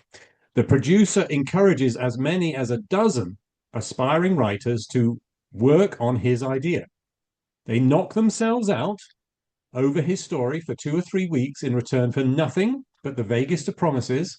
Then the producer comes out of it with enough free ideas to nourish the one writer he finally hires. So if you're a good-natured kid who cannot imagine people being so dastardly as this, you could end up being really wrung out in Hollywood as a writer. And I think Schulberg uses Blumberg somewhat as a contrast with Sammy, where Blumberg is actually the more talented writer, but Blumberg does not have the loudness and the aggressive salesmanship that Sammy And does. what very good. I like that poverty row example as well, and it connects with what I wanted to talk about here. A little passage I want to cite, and to show how Sammy's mind is not of an original cast in terms of thinking up original stories like Julian is, like a real writer is, Yeah. right? He's a plagiarist. Yeah. He's a plagiarist, but that's what Hollywood wants, right? He has a Hollywood formulaic mind, right? So no fault of Sammy's that he just has what they want. So here is Al's description of Sammy's Hollywood formulaic mind.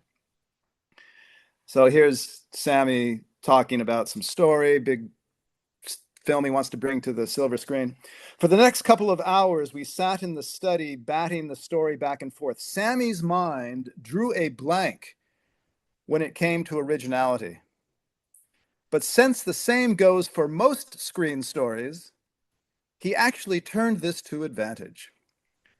What he had was a good memory and a glib way of using it. Our story was like so many others that he could lift ready-made situations from the shelves in the back of his mind, dust them off, and insert them into our yarn like standard automobile parts. Now, if that doesn't get right down to the Ford assembly line, then I don't know what does. And so here is Budd Schulberg, who was in the belly of the beast all his life. He knows how it works, right? Originality is not required. It's not even wanted. You just want to mix and match, refurbish, put back on the conveyor belt, and put your new so-called product out on the market. I thought that was very That's right. revealing. Yeah. Well, I think there's some nice semantics which build on that idea. There's the phonies, right? The Schulberg uses the word phonies, particularly in the mouth of Kit and Manheim, several times. He uses the word phonies several times. And then there's the regeneration and there's the formula. So Hollywood is formulaic, it plagiarizes and it regenerates. We'll talk about that. Regeneration is Schulberg said that is one of Hollywood's favorite words, and it's formulaic. So let's just talk briefly about the phonies. I like this line from Kit because she brings in Hitler and Mussolini. Yeah. And it's just after Sammy has been talking out a story. So they're in that bar, and it's the monsoon story, and he's like talking it out in his he's making it up as he goes along, and he's talking out how the plot is going to go. So it's the story, not the script. He's working out the story.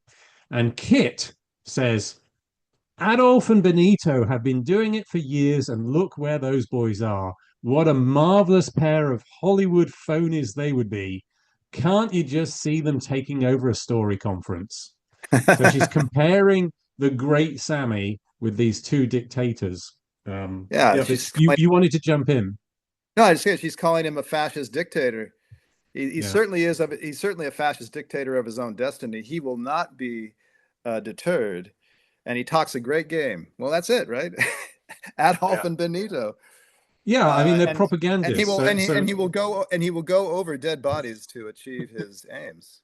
yeah, and he's a propagandist, and he's a spin merchant, and it's the cult of personality. Sammy has a cult of Right, personality. he does. He's faking it. He's persuading people just with his body language, his voice, and the bravado. Very like the two dictators of the time. By the way, on the fascism, there's several allusions to fascism. One is the timing of the setting in time of the novel, which is 1936. So there's references to Mussolini invades Abyssinia that year, and Hmm. then later in the novel, we're getting into 1937. There's the war in Spain, and Kit is organizing speaking on how to help the victims of Spain, how to help the loyalist government, which means the Republican or actually communist socialist coalition government in that war. And then there are allusions. It comes back to Sammy because Sammy is at one point he's described as his life story is Mein Kampf. So Yeah, right. She just says I'm it. gonna Yeah, yeah, you remember that? So I this is do. on Yeah. page 96. Hmm. Mannheim is giving Kit Sargent his backstory on Sammy, and it's described in the novel as the highlights of Sammy Glick's Mein Kampf. Hmm. So Glick, the Jew or the lapsed Jew, or the self-hating Jew, because at times he's a self-hating Jew. He hates the Yeah. orthodoxy of his father and brother, and Right. he hates it right early on. Early on, so that now we're talking about race. He says, Sammy says, "What the hell did the Jews ever do for me, except maybe get my head cracked open for me when I was a kid?"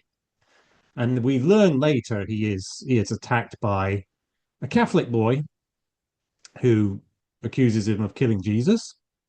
And ironically, that as you know, that Catholic boy is Sheikh, who Sheik Dugan. Sammy, Yeah. yeah, who Sammy ends up employing as a sort of personal assistant, woman getter. Yeah. So it circles back, and as the way the novel describes it, it's a form of slavery because Sammy can drop the guy whenever he wants.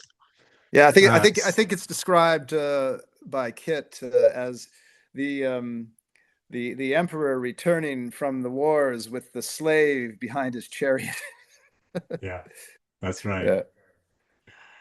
Yeah. So there's the phonies. The phonies. So we talked about the phonies, and then there's the formulaic part of this. So Sammy's first screenplay is described by Manheim when Manheim actually gets to see it on the screen during the preview. It was a good example of the comedy romance formula that Hollywood has down cold, with emphasis not on content, but on the facility with which it is told. It was right in the groove that Hollywood has been geared for: slick, swift, and clever. What Kit calls the golden rut. I So love that. here, Yeah. yeah, it's very good. It's biting and it's Yeah. revealing too, because the golden rut. I think I've heard it before. The groove, right? The groove, like the groove in the records of the Yeah. time. Um, the formulaic thing is it's almost when the emphasis is not on the content but on the facility with which it is told. That speaks to me of sophistry. So you are your product, Hollywood, your product, Hollywood's product is it's just doing enough to persuade the audience that they are getting something valuable without actually doing it through the content. So again, it sort of speaks to the product as propaganda. It's worse than that because you're actually faking it to the audience. You're actually doing enough through the slickness, the swiftness, the cleverness to fake it to the audience, which is kind of a weird concept, right? The audience Yeah. should judge a film on its content, but as you know, there are all sorts of terrible movies that make it big. They become popular, everybody goes to see it. Terrible movies, and really good movies never get a look in. And it kind of speaks to the movie. One movie has better marketing, or you got the prestige bias, the consensus bias, just the accident of timing on what weekend you release the movie or which reviewers you bribe. Right. Yeah, exactly. Um I have been aware of the poor product of Hollywood for a long time, just through my having watched so many old movies and reading about it. For every good movie you made, even back then, you had basically 99 crappy ones because every studio was turning out a film a week, and you had six, seven, eight studios. You had minor studios like Republic and others. So let's say 10 studios turning out 50 films a year. Uh, you got 500 films. Maybe that's an exaggeration. One in 100 are good, but let's say 10 and 100 are good. So you had 50 good films maybe made in a given year. The rest were just to put butts in seats, right? Yeah, they were B pictures, C pictures even they had. So they were just turning out product. They were doing it in a conscious way. They were just trying to get enough films to uh, fill the bill and then put people in their movie houses.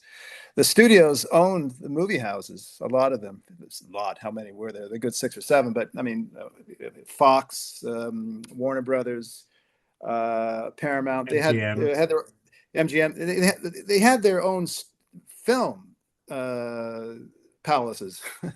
So they owned. It was a what do you call it? A vertical monopoly from production through to distribution through to exhibition. So they didn't have to push the envelope on quality. It was the exceptional film that actually was a quality film. And remember also that it was a very young, in terms of their experience with the art of filmmaking, it was a very young movie-going public. Film had only been around basically for about, at this point in the story, 30 years. It's a young art form. And sound films only about 10, right? First sound film, basically 1927, Al Jolson, the jazz singer, Warner Brothers. So you had a very callow and inexperienced public out there. And you also didn't have competing media. You had radio. That's true. That's actually how Sammy makes his mark. He gets a radio column in the newspaper in New York, kind of finagles that, and that is his first step on his comet-like career. But you had radio. You had what else? If you're not in New York and going to the theater, you had a movie that you went to on the weekend, and you're going to go see it at the local bijou around the corner, whether you like it or not. It's something to do.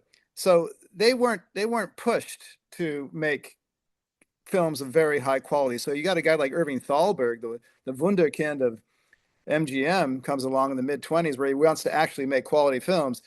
This was a revelation for many in Hollywood. And in fact, F. Scott Fitzgerald modeled his main character, Monroe Starr, in The Last Tycoon, the work that he didn't complete and was published only posthumously and incompletely after Fitzgerald's death. That was modeled on Irving Thalberg because he was such an anomaly in this dream factory of Hollywood. So, Sammy fit in perfectly to this world. His compartmentalized mind, good memory, glib way of speaking, just mix and match. The public will pay to see it. Yeah. So this next quote, I think you can help me with because I did not quite understand how regenerated is being used as a term here. It's not one I've heard before, except as a synonym for plagiarized.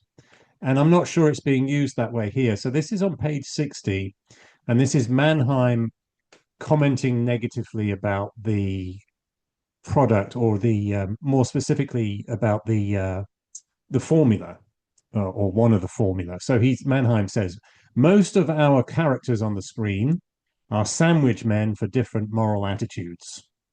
In the last reel, the good brother has to be killed off so the bad brother can be regenerated. Regenerated, that is one of Hollywood's favorite words. I didn't quite understand what it means. Is it like reincarnation, or is it, the bad brother can be regenerated? Does that mean that he gets reincarnated in a new movie, or does he No, get no, no, plagiarized? no. It's very of that time. In fact, we were speaking about F. Scott Fitzgerald.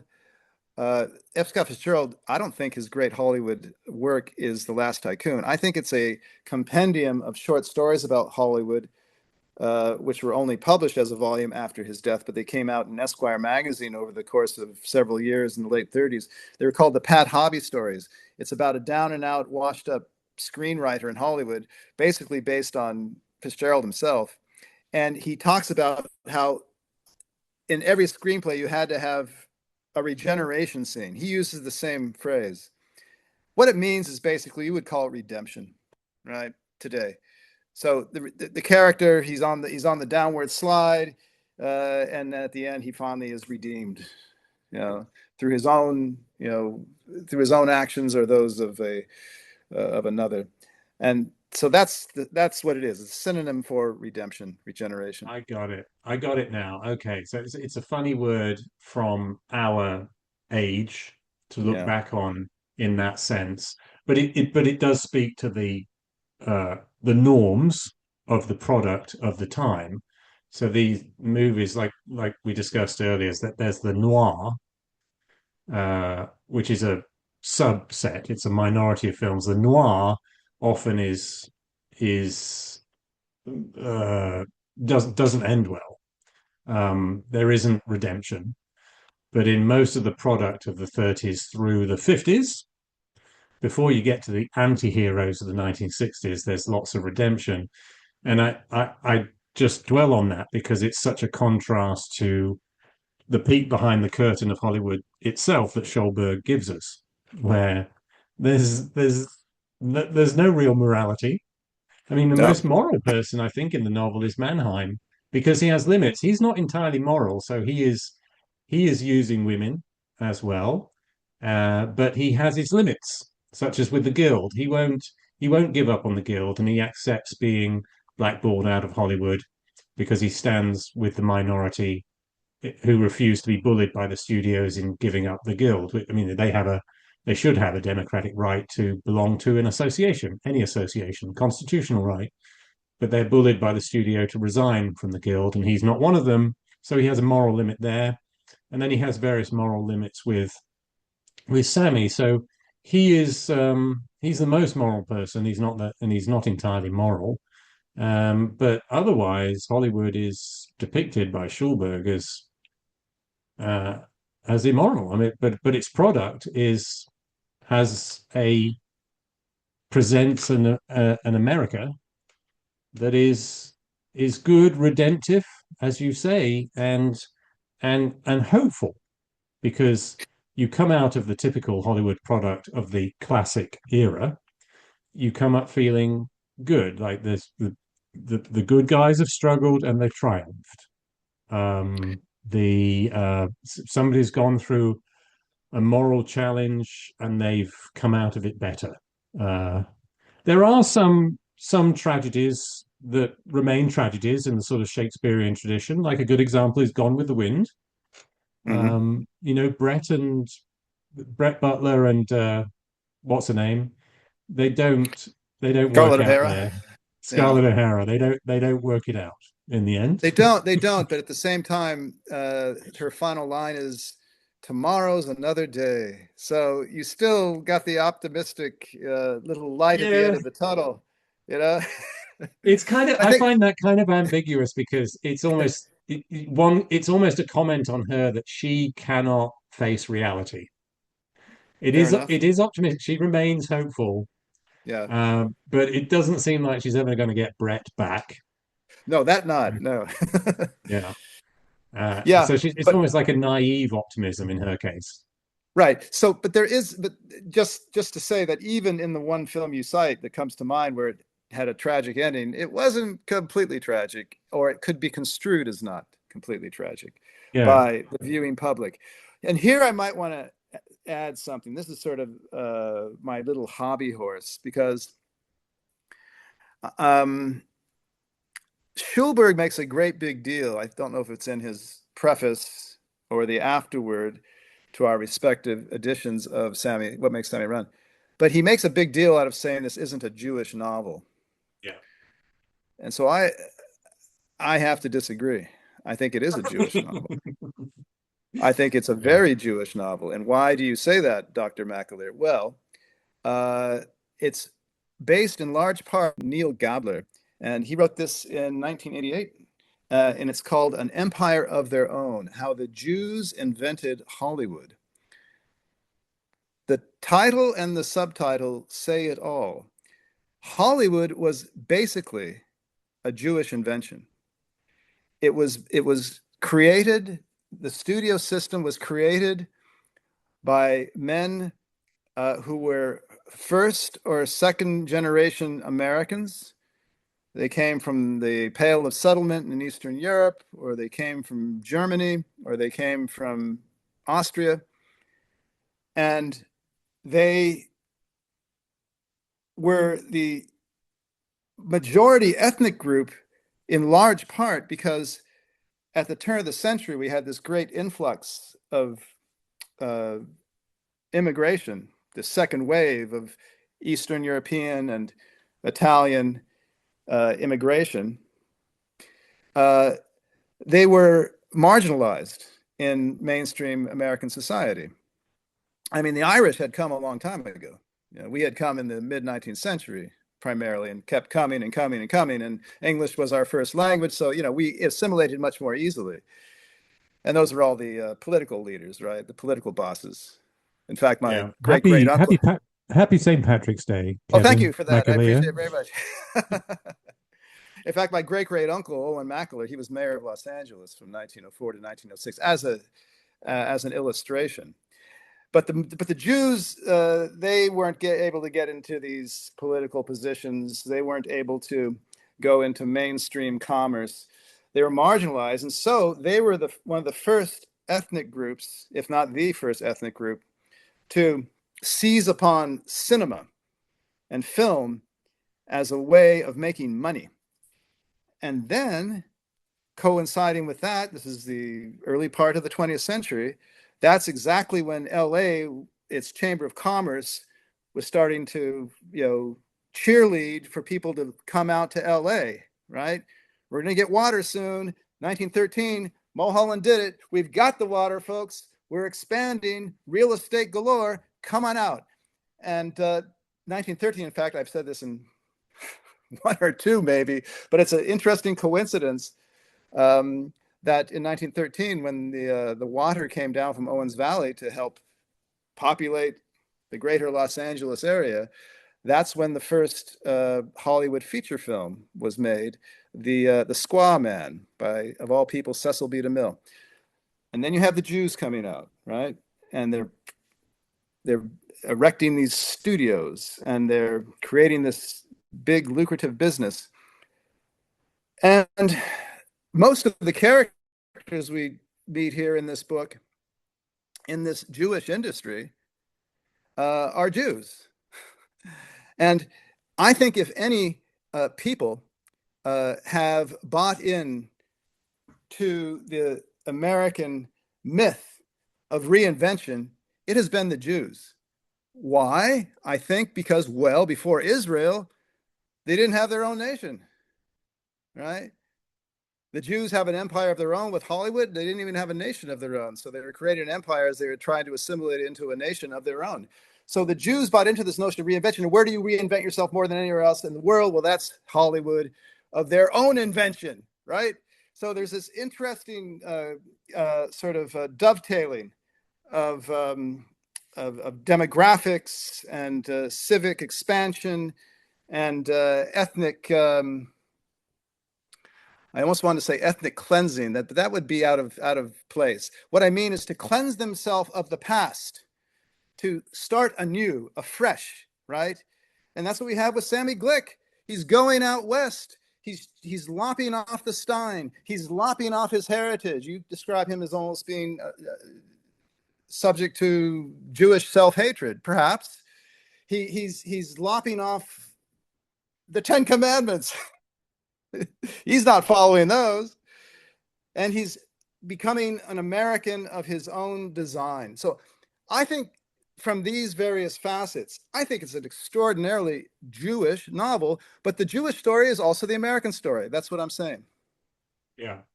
So let's talk about race a bit. So, I think you're remembering Schulberg talk about the novel or the Jewishness of the novel. In my edition, he added an introduction in 1952, and I actually noted his commentary on the Jewishness. So he says an extra literary criticism that Sammy has had to face is anti-Semitism. But I happen to be Jewish myself. And this is the important point. Every one of Sammy's victims is also Jewish. His idealistic father, his gentle brother, the easygoing Al Manheim, the impractical Julian Blumberg, and the fading producer Sidney Feynman. So I think that's his defense of the anti-Semitism. But I think that he clearly takes a stand, Well, you correct me if I am wrong. He takes a stand himself through Al Manheim against the orthodoxy of Judaism. So not just Sammy. Sammy takes a stand against orthodoxy in a very rude and ungrateful way. Uh, Namely, he condemns his parents and his brother for the orthodoxy that keeps them poor. But at the same time, I think the commentary of the novel is saying, Sammy's got a point. His father is poor because he goes to the synagogue twice a day, and Sammy is not going to get ahead if his dad insists on him going to the synagogue twice a day. Sammy is much more interested in hustling newspaper sales and then other things. Um, so Sammy is a second generation immigrant, effectively, who is caught between the stereotypical it is the stereotypical dilemma between your immigrant parents' culture, which is conservative and wants to protect you from American culture. He's caught between that and his American culture of birthright. He is American. He's born American, and he embraces the go getter, make something of yourself part of American culture, and then he obviously extends that in a way that is abusive of other people. But what struck me about the Jewishness is not is less the the Jewish story from emigration, uh, exile, and reinvention, so much as navigation between orthodoxy and secular Jewish American, the secular Jewish American dream, which Manheim clearly epitomizes. So, for instance, when he meets Sammy's brother, Sammy's brother is apparently Orthodox. He has to go to synagogue. Manheim says, I'll go with you. But Manheim is literally going through the motions, meaning he is nodding along with everybody, even though his internal dialogue is saying, I shouldn't be here, and they probably don't want, if they knew that I was of the Reform Judaism, they would not allow me to be here. So he's literally going through the motions to hang out with Sammy's brother to find out things. And I think that's where it's Manheim where Schulberg is placing himself. So I found that was interesting because I've had to, as a counterterrorism expert, as it happens, I've had to study the psychology and sociology of this second generation immigrant dilemma, because as you probably know, second generation immigrants are overrepresented in terrorists in the Western world. So it's not the immigrant parents who are overrepresented; it's their children. And one of the explanations for that is they are caught between cultures, and some of them choose to embrace their their new Western culture, such as effectively Sammy does, or some of them rebel against it, and they may do so in a very extreme way, like terrorism. So that's why that aspect of Sammy's backstory, uh, that's how it struck me. Actually, you could argue for Sammy being both. He's an American wannabe terrorist. He's a little terrorist in his own right. That's true, actually. So, I mean, it's a blitzkrieg against his fellow men, Yep. Yeah. which is the terrorism of this time. Right. It's published in 1941. But Um, seriously, Bruce, yeah, but seriously, yeah, you're an expert in this area. I defer to you, but everything you say sounds right. Uh, and it sounds right also from the standpoint of Hollywood and the first talkie, which was The Jazz Singer, which you may know about. And it's about yeah, Al Jolson, who was the son of a cantor, even, uh, and that's why he's got great pipes himself, right? right. Uh, And he wants to become a Broadway singer, a jazz singer, and of course his father would prefer that he not. And then there's this big dilemma at the end of the play. I guess what is it?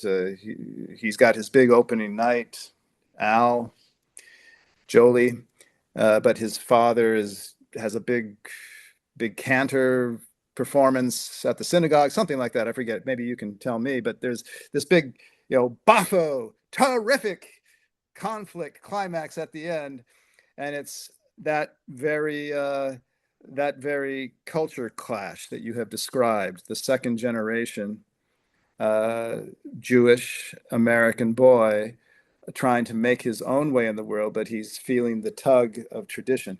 I don't think Sammy feels any tug at all.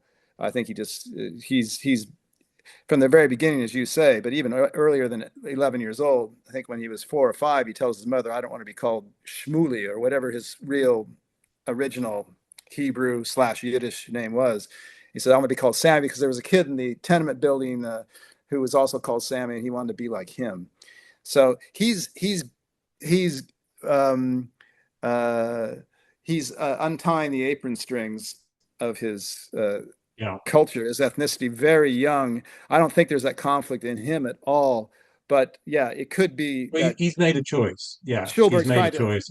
It could be that Yeah, Schulberg's trying to illustrate that whole jazz singer template in yeah. novel form. And his brother, Sammy's brother, makes the other choice. So his Sammy's brother chooses to stay at home with his mother Right. and embraces the orthodoxy of his parents and accepts the poverty and the hopelessness that goes with that. So Right. Sammy's brother says, I know it's hopeless trying to save all of these fatherless babies and abandoned parents and grandparents. But what else am I going to do? They still need feeding. And that was Sammy's father's attitude, which Sammy condemned as unambitious and muscle bound. Is actually the phrase that Sammy uses early on. So you got the brother. This is the thing with this second generation dilemma. Often, most of the time, the subject is choosing one extreme or the other. They navigate it for a while, and they either choose to be American or whatever their host culture is, or they choose to be their parents' home country's culture. They go to extremes. It's bifurcated. They're Mm-hmm, not. mm-hmm. They cannot combine the two things. It's not. It's not sustainable. It might be. They might try to do it for a while. So it really struck me as realistic, having studied this dilemma in a counter-terrorist or counter-extremist context. It really struck me as a very realistic insight into the second generation issue. Oh, very good. Yeah, and if you didn't get his point, then we can only remember the name of Sammy's older brother, Israel. Yeah, that's right. I mean, sometimes Schulberg kind of hits you over the head with stuff. I got to admit, that would be my first criticism of the novel. And there's sometimes a little bit too much of what I would call sociology 101 going on. Yeah, I can read a yeah, passage which sort of, I think, beats a dead horse, because he's been talking about, what are Sammy's roots, what makes him run. He must repeat the phrase "what makes Sammy run" at least half a dozen times.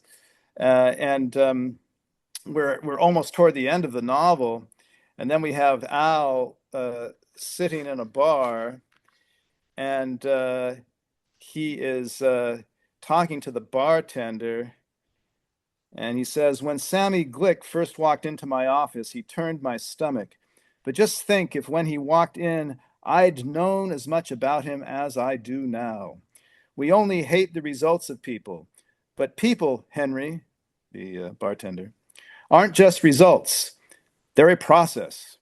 And to really give them a break, we have to judge the process through which they become the result we see when we say so and so is a heel." This is a guy drunk at a bar. Okay. "So and so is a heel. Now, the world is full of people hating each other people's Guts. Okay, now Henry, answer me this. And what if each of them took the time to go down to Rivington Street, which is Sammy's where Sammy's tenement is in New York on the Lower East Side? Henry, answer me this. What if each of them took the time to go down to Rivington Street? I mean, each person's particular Rivington Street, Henry. We would begin to have compassion in the world. That's what.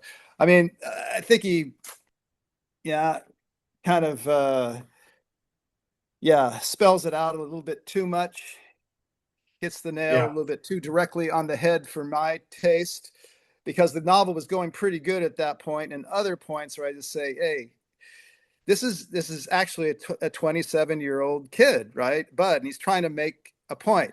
But he should have taken his own Hollywood film industry's advice when they say, if you want to send a message, call Western Union, right? And he was trying to send a message in this book. Fine, it's moralistic, but I think he was, yeah, a little bit too on the money sometimes.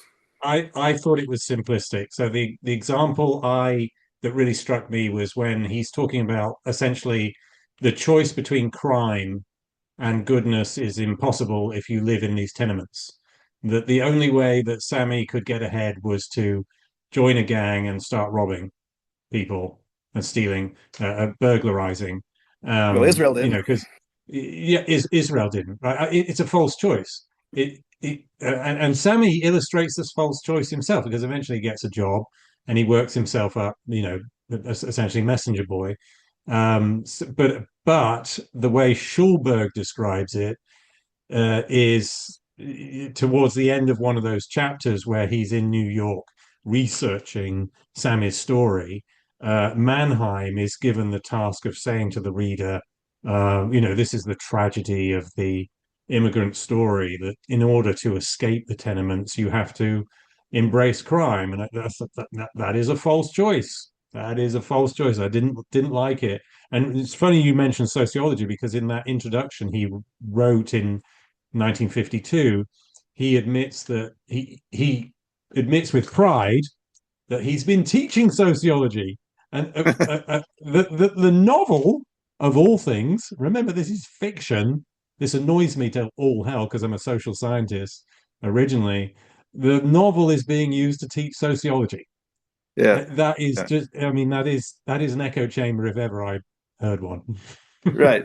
Yeah. So that's so not to come across like a what makes Sammy run fanboy here. That's my one little criticism, folks. It comes a little bit too hot and heavy across with basic sociology, and that's not required, particularly in a novel of this sort where we can really figure it out for ourselves. We don't need you to Yeah. take us by the hand. Well, I tell you what, Kevin, we are talking about what Sammy run. We're answering the question, what makes Sammy run? Yeah. Now, it's in the backstory that we finally get it, around the page 200 passim. And it's clearly explicitly Sammy has a chip on his shoulder from his upbringing. He doesn't want to end up like his parents and brother. He wants shoes, right? There's this recurring theme that he's always getting new shoes. He's always been measured for new shoes, expensive shoes, different types of shoes. And we learn later that there was a period where he had to wear his elder brother's hand-me-down shoes and they didn't fit, and he would trip over when he was running away and people would make fun of him, and presumably he was getting beaten up when he tripped over, he couldn't escape his pursuers. So that seems to be the explanation why he's obsessed with expensive shoes as a once he's earning big money in Hollywood. So he's got a chip on his shoulder. He's overcompensating for his poverty. There is one nuance to this, and I would like your advice on it because I was not persuaded how significant this episode is from Schulberg's presentation, and that is the incident of impotence, sexual impotence, when Sammy has his first opportunity to have sex. And in this case, Sammy is aged 11, and an elder gang member makes contact with a 17-year-old girl who needs $10, and the elder gang member says, well, we will contribute collectively to $10 if we can each have a go at you. And she agrees, and Sammy contributes $1, and then he's on top of her and he can't do it. And this it's doesn't that episode doesn't go further. I presume one could interpret that as saying, well, that's what makes Sammy run, particularly with his sexual adventures as an adult. He's constantly trying to prove that he's not impotent. In fact, he can be promiscuous. But is it bigger than that? Is that what makes Sammy run? What do you think? I don't know. I didn't quite understand that passage, to tell you the truth. It's interesting you picked that. I mean, it wasn't clear to me what had transpired. It wasn't clear to me whether he was doing anything that, I mean, I don't know what stage he'd reached in the act.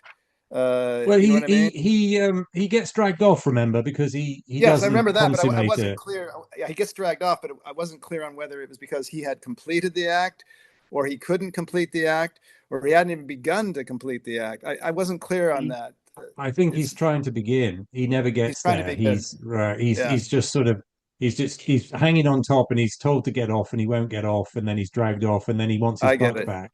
He wants his Right. dollar back. He has his dollar back. Yeah. Well, yeah. I don't know. Of course, what any humiliation of that magnitude will stay with you. Uh, I can remember things going back much before 11 years old of a sexual and other nature that I still don't think back fondly on. I don't know if they've driven me to be the person I am, but all that Yeah, has to contribute, I suppose. And when we take that and getting beat up for being a Jew and he not caring much for Jews, it doesn't seem on his own, recognizance, and the American second generation uh, aspect that you mentioned, and just um, his genetic makeup, right? This ferrety little guy who wants to grab everything with both hands and take it to himself and toss it over his shoulder and go on to the next thing, and the next and next. Um, and Hollywood being the perfect playground for a guy like that. It seems he was. I think that Schulberg might even be saying this is a poster boy for the time and place. yeah. So But I mean, but Sammy doesn't seem untypical. It seems that it's quite right. normal for the males who dominate the industry to be using women, and it's quite normal actually for women to be trading sex for professional favors as well. I mean, Oh Billy is a yeah. good example of that. Even Kit, to some extent. Yes. This all predates the Me Too generation. Perhaps Yeah, we can bring understanding to the Me Too generation. I mean, of course one can, but as a man who is outside of Hollywood, just by knowing its history. I mean, the casting couch was always a thing in Hollywood. That is yeah. clear. I mean, So Lorette turns it around. So Lorette is an interesting character for so many reasons, but as we yeah, explained earlier, she is the sexual predator, and she wins. So yeah. she I mean, she's on top, uh, metaphorically, in a way that is counter-normative for how we think of that age and that space. Uh, let's finish on women. Let's Sure. quickly because we did promise, or I promised on behalf of both of us. Forgive me. That we should dwell on women. It struck me that Sure. we're on our third book in this Yeah. series, and women. All three books have had male protagonists. Women have been secondary characters, and they've generally been victims, or they've been portrayed as bad mothers, bad wives, adulterous, promiscuous women. There's a common theme here to these three California novels, and sometimes the women are desperate. So Isherwood's main female character is so desperate that she's going to hit on a homosexual male friend because she's so lonely.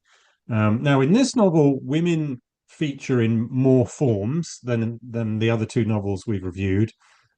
Generally, I'm going to give my quick characterizations of them, and then you correct me if I'm wrong and add your characterizations. First of all, the women tend to be pathetic, right? So, first of all, we've got Rosalie Goldbaum, who is Sammy's first girlfriend to which we are introduced in the novel. So this is when he's still in New York City, and she is described as scrawny by Manheim. And when she took her coat off, her shoulder blades stuck out. Her eyes were red and soggy. Well, they're red and soggy because she's crying because Sammy has abandoned her, but she's scrawny. And then there's a theme there because Billy Rand, who I don't think is Jewish, but maybe. She hooks up with Manheim. She's described as a little blonde, seemed too young to look so tired around the eyes.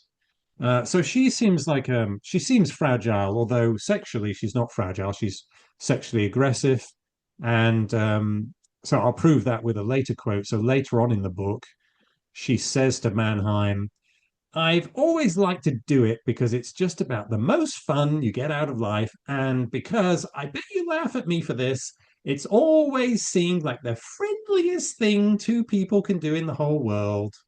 That's why I've never wanted to turn pro. So she sounds a bit stupid. I mean, Yeah. she's sexually liberated, but she's maybe a bit stupid. And what's this leads to prostitution because she concludes that statement to Mannheim by saying, that's why I've never wanted to turn pro.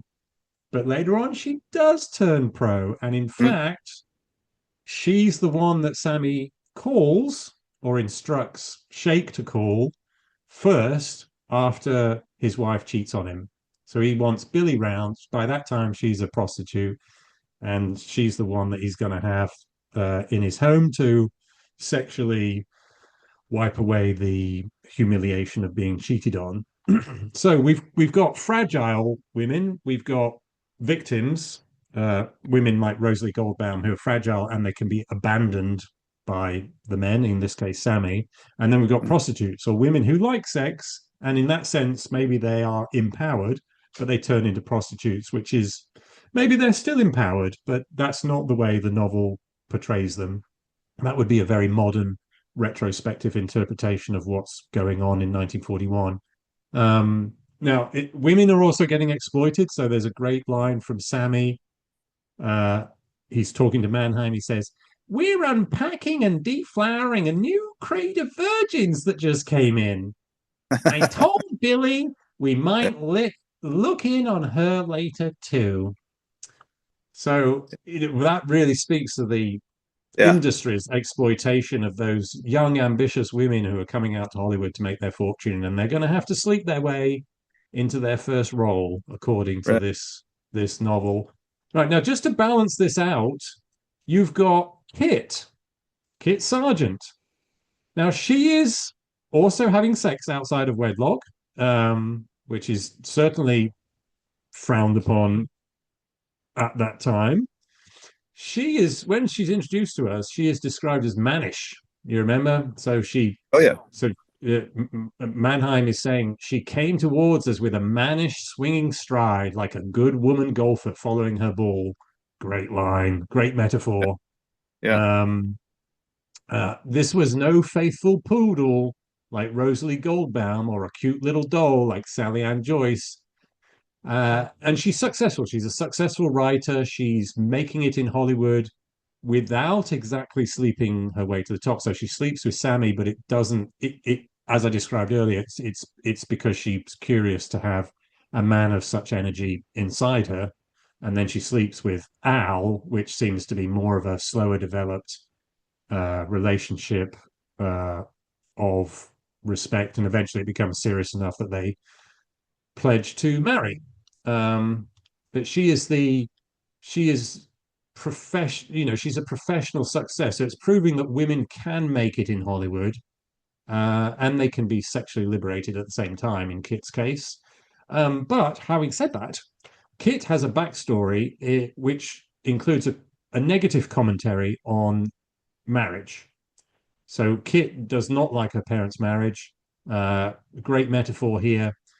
Their marriage always made me think of a motorcycle with father at the controls and mother sitting in the sidecar, not asking where she was going, but only if he was sure he was warm enough without the extra scarf she had brought along.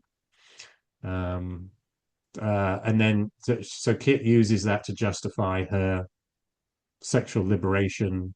Um, uh, and then later on, so this is a great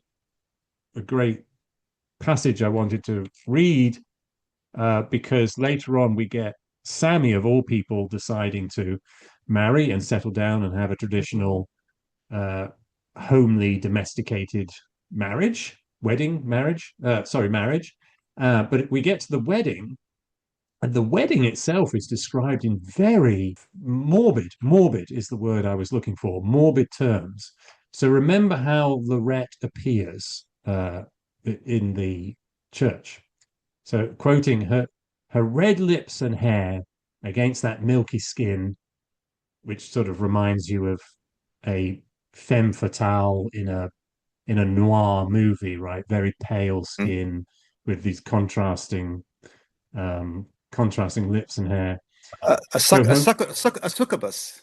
Is that how you pronounce it? yeah, You know, one of these yeah, undead that suck the life out of men when they're sleeping. yeah, Something yeah. like that. Very vampish, Yeah. vampish.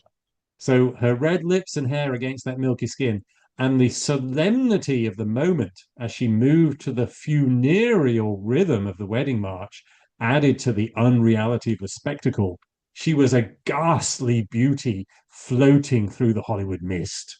She and Harrington, in his striped trousers and top hat, were like a satirical artist's study of the whole grim business of marriage. Da, da, da, da, da. Yeah. Yeah, it's a very vivid description, and talk about a well, that's not even a foreshadowing because it's already doomsday.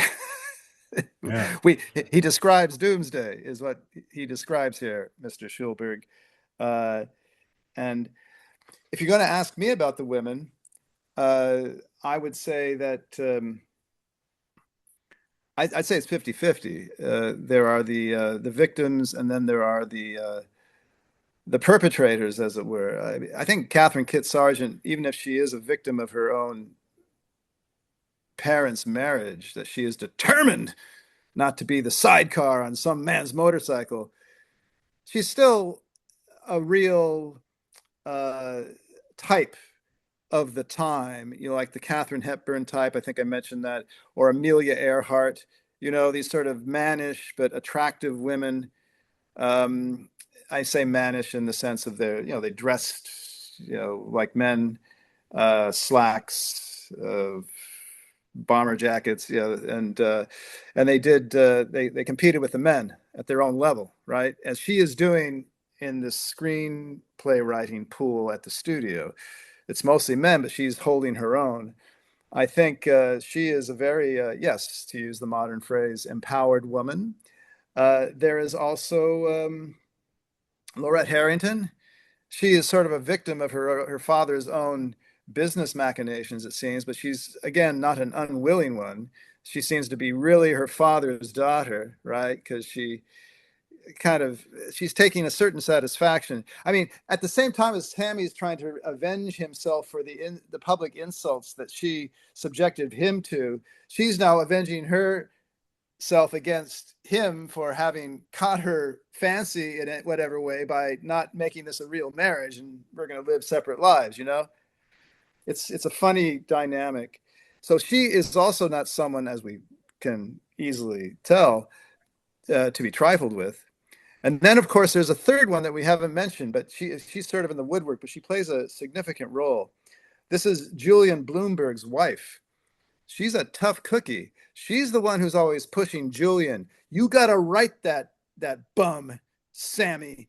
He's out in Hollywood. He promised he would write you and send you out here.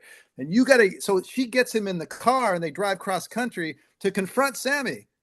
Julian would never have done this on his own, but his wife does. And then again, when Sammy is not giving him a fair shake, she pushes Julian to demand and go to Al at least to talk to Al to help Julian with Sammy. And then with the whole guild situation, where Julian is debating whether or not to you know long story short, side with the guild against the producers, against the studios, and he does side with the guild against his wife's own vehement wishes. She's a fighter. She's a tiger, and she's described as this little Jewish girl. Nothing, very unprepossessing, but tough, from the tenements, right? She's tough, as is in fact the first girlfriend of Sammy. What's her name? You have it at the tip of your tongue. You mentioned her. Anyway, the girl that Sammy leaves behind in New York, despite her red-ringed Rose eyes, Rosalie Goldbaum. she is also described as having a certain kind of toughness. So I think that most of the women, all of the main characters, are described in a very positive light. I don't think feminists can come down on Schulberg on that count, Yeah, I particularly think for the time. yeah. So you were quite right to remind me about Mrs. Julian Bloomberg, as she would have been known in the convention of the time. Yes. I'd forgotten how she is portrayed. I think she offers the most insight into Schulberg's idealization of women personally, because not only is she tough, she pushes Julian to get what he deserves. She is also domesticated.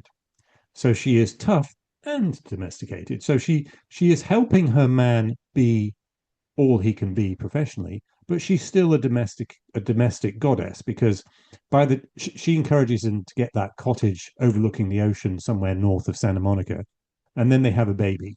And when Manheim visits them in this cottage, Manheim says, she is the epitome of the tough Jewish wife.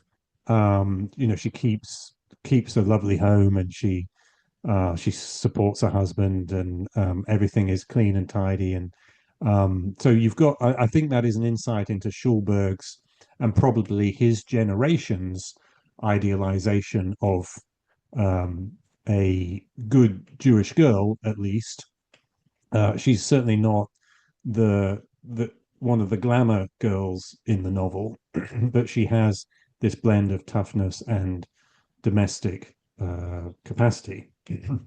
And then she is probably the most successful of the women, other than Kit. I mean, uh, Kit, she ends very well too, because she ends up marrying Al, and that seems to be a good choice. It's a somewhat, I found it somewhat unrealistic that when they first sleep together, she says, I'm not going back to New York with you. This was nice. Effectively, this is nice, but I'm not the settling down sort of kind. And then somehow, while he's in New York, they decide that they should get married over the phone. Like, he's drunk, if you remember. Mannheim calls her up, and then it's all darling this and darling that, and then they're talking about marriage, and without Schulberg ever writing a scene in which they uh, really commit to getting married. They sort of accidentally commit to when they're going to get married, right? And then that's in the future of the book, because Mannheim reveals to Sammy on his wedding night, when he's sobbing about his wife's adultery on their wedding night. Mannheim says, "Well, I'm getting married to to Kit next week," and Sammy has his regret. Do you Yeah. remember? He It's brutal, says, actually. The poor kid. Yeah. "Yeah," he says. Let's quote this. Uh, then, when he learns Mannheim are getting married next week, he says, "She's a great girl." And Mannheim notes he said it with a touch of remorse. So Kit is Yeah. the what now that Sammy has realized that Lorette Harrington is an adulteress and has used him and has really outsmarted him. To be honest, she's outsmarted him. Kit was the one he should have married and he's let her get away. Yeah, I will say this. I think that Schulberg, because he is a very talented writer, and as a writer of fiction, you have to have a certain empathy, even for the rats in your novel. I think, and being a Hollywood kid, I think there is a certain, despite his hypercriticism of the whole milieu, there is a sort of a fondness for it. You couldn't be that funny about it if there wasn't a certain affection for it. It isn't just some polemic from start to finish. And so that being said, I think none of the Hollywood characters, even Sammy, particularly Sammy, I think that's my little sort of uh, understanding of it.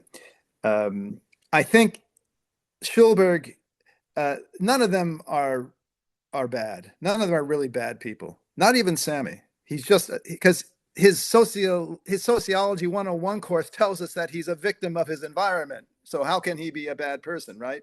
So the bad people are actually Harrington and his daughter.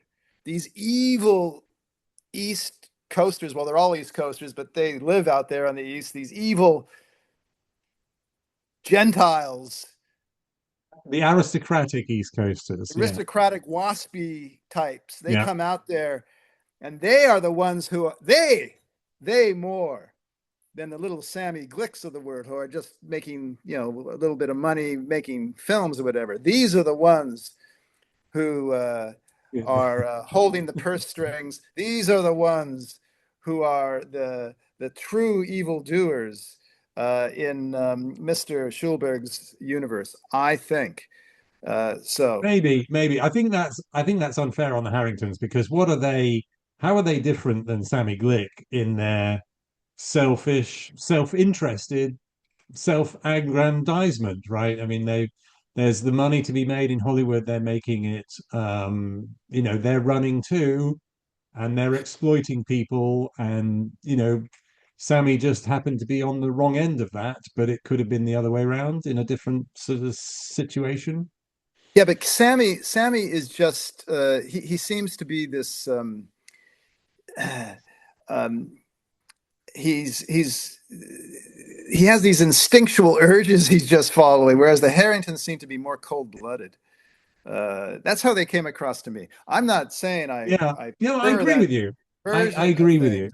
you. Yeah. It just seems to me So, that Mr. Schulberg is sort of saying, yeah, it's those evil types on Wall Street. Those are the real villains. I mean, he says they're on Wall Street. He says he's the CEO for these Wall Street bankers. So that would seem to me to be like those would be the heavies in this story, and in comparison to them, maybe that's even part of his plan, Mr. I Schulberg. suppose that is Schulberg. Sammy looks like a callow young innocent, compared to them. Yeah, I mean, I think you're being too kind on Sammy. I mean, if Schulberg is condemning the Harringtons more than the Glick, then that's maybe his anti-capitalism betraying itself there. The communist, Um, the member of the yeah, Communist Party. You see? yeah. I Yeah, mean, he could have said Glick may be rich, but he is a self-made man, whereas implicitly Harringtons are inherited money. yeah. But I mean, that's prejudicial, isn't it? I mean, both sides are exploiting people to get ahead, just Well, in maybe I'm different ways. betraying my own biases because, as I Your said, own communism. It's no, no, never, never. What might be said on that count is perhaps interesting for the viewers that uh, while he was writing this novel, because he was a member of the Communist Party at that time, he sent it to the head of the Hollywood chapter. I forget his name, and while it was still in draft, and the guy said, you got to make this more communist. You got to put a little bit more propaganda in here. And Schulberg said, you got to be crazy. Yeah, I'm not going to do that. And then later, after he had left the Communist Party, And he was then, our picture here, uh, he was called up before HUAC, House Un-American Activities Committee. He named names, and he had no qualms about doing it. And I could understand that. I mean, you too, Bruce. Someone wants to change your novel because it doesn't quite fit into their political program. Yeah. Tell them to go to hell. And so he had no qualms. And so I really understand that naming of names. He's still a controversial figure, in Hollywood, Schulberg, for that reason, also for his novel. But I completely understand his naming names on that count as an author. You keep your hands off my work, buddy. If communism is going to mess with my art form, I'm going to renounce communism. That was the Yeah, beginning of the end. that's it. That's it. So he wasn't a real communist at heart. He was an artist. You see. Yeah. Yeah, that's right. He was a fashionably leftist artist His until, mother, his mother was a member of the Communist Party, and she also was a friend of Trotsky. Apparently, I read. So he was fighting a lot of culture there along the way, Mr. Schulberg. yeah. So, listen, we've taken our time here to really dissect what makes Sammy run. We have answered that question, Yeah, dear viewers. Next time we meet, Kevin, we're going to talk about Nathaniel West. That will be yeah. like the fourth in our series. I Uh, haven't read it yet. Let's see if we find a narcissist in there too. oh, of course, it's a Hollywood novel again, and you have narcissists, great and small, in that one. Yeah. So actually, you remind me. My final comment about what makes Sammy run, a surprising insight into Hollywood, is the loneliness. Do you remember him describing this? So when Manheim reflects on his first few months, he says those first few months in Hollywood were the Right. loneliest I've ever known. You'd think a writer on contract to one of the biggest studios in Hollywood would be thrown into that merry-go-round of social life the fan magazines and the columns like to tell you about. Unless you have an unusual talent for knowing everybody, it isn't so. And then twice later on in the book, he describes Hollywood as a small town. It goes to sleep at 12 o'clock like any decent Middle Western village. Yeah. I'm. That is still true. And a lot Is of it? outsiders wouldn't know that. Which is it still true? I didn't know that, but I know that that is the rep that it has had uh, with the outside world all these years. That it's a very small town environment, and Hollywood people they hang with Hollywood people. I once had a New Yorker. A New Yorker with whom, by the way, in Los Angeles, at a certain point, I wrote a screenplay with. How do you like that? Terrible Oh, you're screenplay, by so the way. LA. You're I'm so so LA, LA. I'm Kevin. so LA. Everyone has to write a screenplay at some point. And I was really LA because it was a terrible screenplay, really bad. Never got produced. I hoped it never got produced. And he told me the You never difference know, maybe between Sammy Glick stole it and you just don't know. good riddance. Take it. And he one time described the difference between New York and Hollywood. We were brushing up against the Hollywood scene a little bit because we were trying to sell our screenplay. And he said, well, the difference in New York is that in New York, you have all different kinds of types. They will meet at a party. There will be artists, there will be social workers, there'll be politicians, there'll be the guy just around, the corner of your apartment. He's a friend. He'll be at the party. But he said, you go to these Hollywood parties, and I'd gone to a few at that point with him. He ironically had the connections. I didn't. And it was all people in Hollywood. It was just all Hollywood. They're all Hollywood trying to sell each other their screenplays and get a role. And it's very incestuous and a very small town in that respect. I came to understand. So what I read here, Schulberg, I read him for only after that little experience I had with screenplay. It didn't surprise me at all. Yeah. Yeah. I mean, I thought that was a nice insight that most people who have never lived in LA or at least towards the coastal side of LA County wouldn't realize. It is a lonely place. Well, LA is a lonely place in general because of the distances that might separate you from your close friends. You might have to hop in your car and nothing's around the corner. It's these distances that create a sort of Edward Hopper landscape, and uh, his whole theme is loneliness in the big city, and that's how you feel in Los Angeles if you are thrown into certain situations, particularly if you're like a guy like Ed or Al Manheim from New York and you're new to the town. You're going to feel that way. Yeah, yeah. I mean, I think that manifested when I was living in Santa Monica. Where would I meet friends? I would meet them in the Santa Monica Hills to go hiking. I'd meet them on the beach, but you would want to meet them early in the day because the beach gets busy and not busy with locals. Um, and you could go to the bit of downtown nightlife that you have in Los Angeles, which isn't particularly exciting. It carries a lot of risks. Or you could go to the symphony or maybe some of the museums, but you do not have a a hub. You do not have a hub to go to if you live in LA County, unless perhaps you are a Hollywood insider and then you've got the Chinese theater on Oscar night. That's it, right? Once a year. And everyone, again, it's an obvious point, but we haven't quite made it. Everyone's isolated in their cars. It's not a pedestrian culture. And if you're isolated in your car, you're by the very nature, you're going to feel lonely. You know, you're not getting on a bus with other people. Well, you can feel very lonely on a bus with a bunch of strangers. There's no public transport system worth the name in Los Angeles. So we're Right. all in our little compartmentalized cells, driving to these places at far distances. And Yeah. LA, as we've talked about, because many people are very rootless, it's by its very nature a lonely town. Yes. And people often, people from the East Coast, again, I have sort of a chip on my shoulder about people from the East Coast because they have a chip on their shoulder about LA, right? So I return that in kind. They often try to characterize LA types and California types as being kind of milk toast, kind of wimpy types. I don't think so.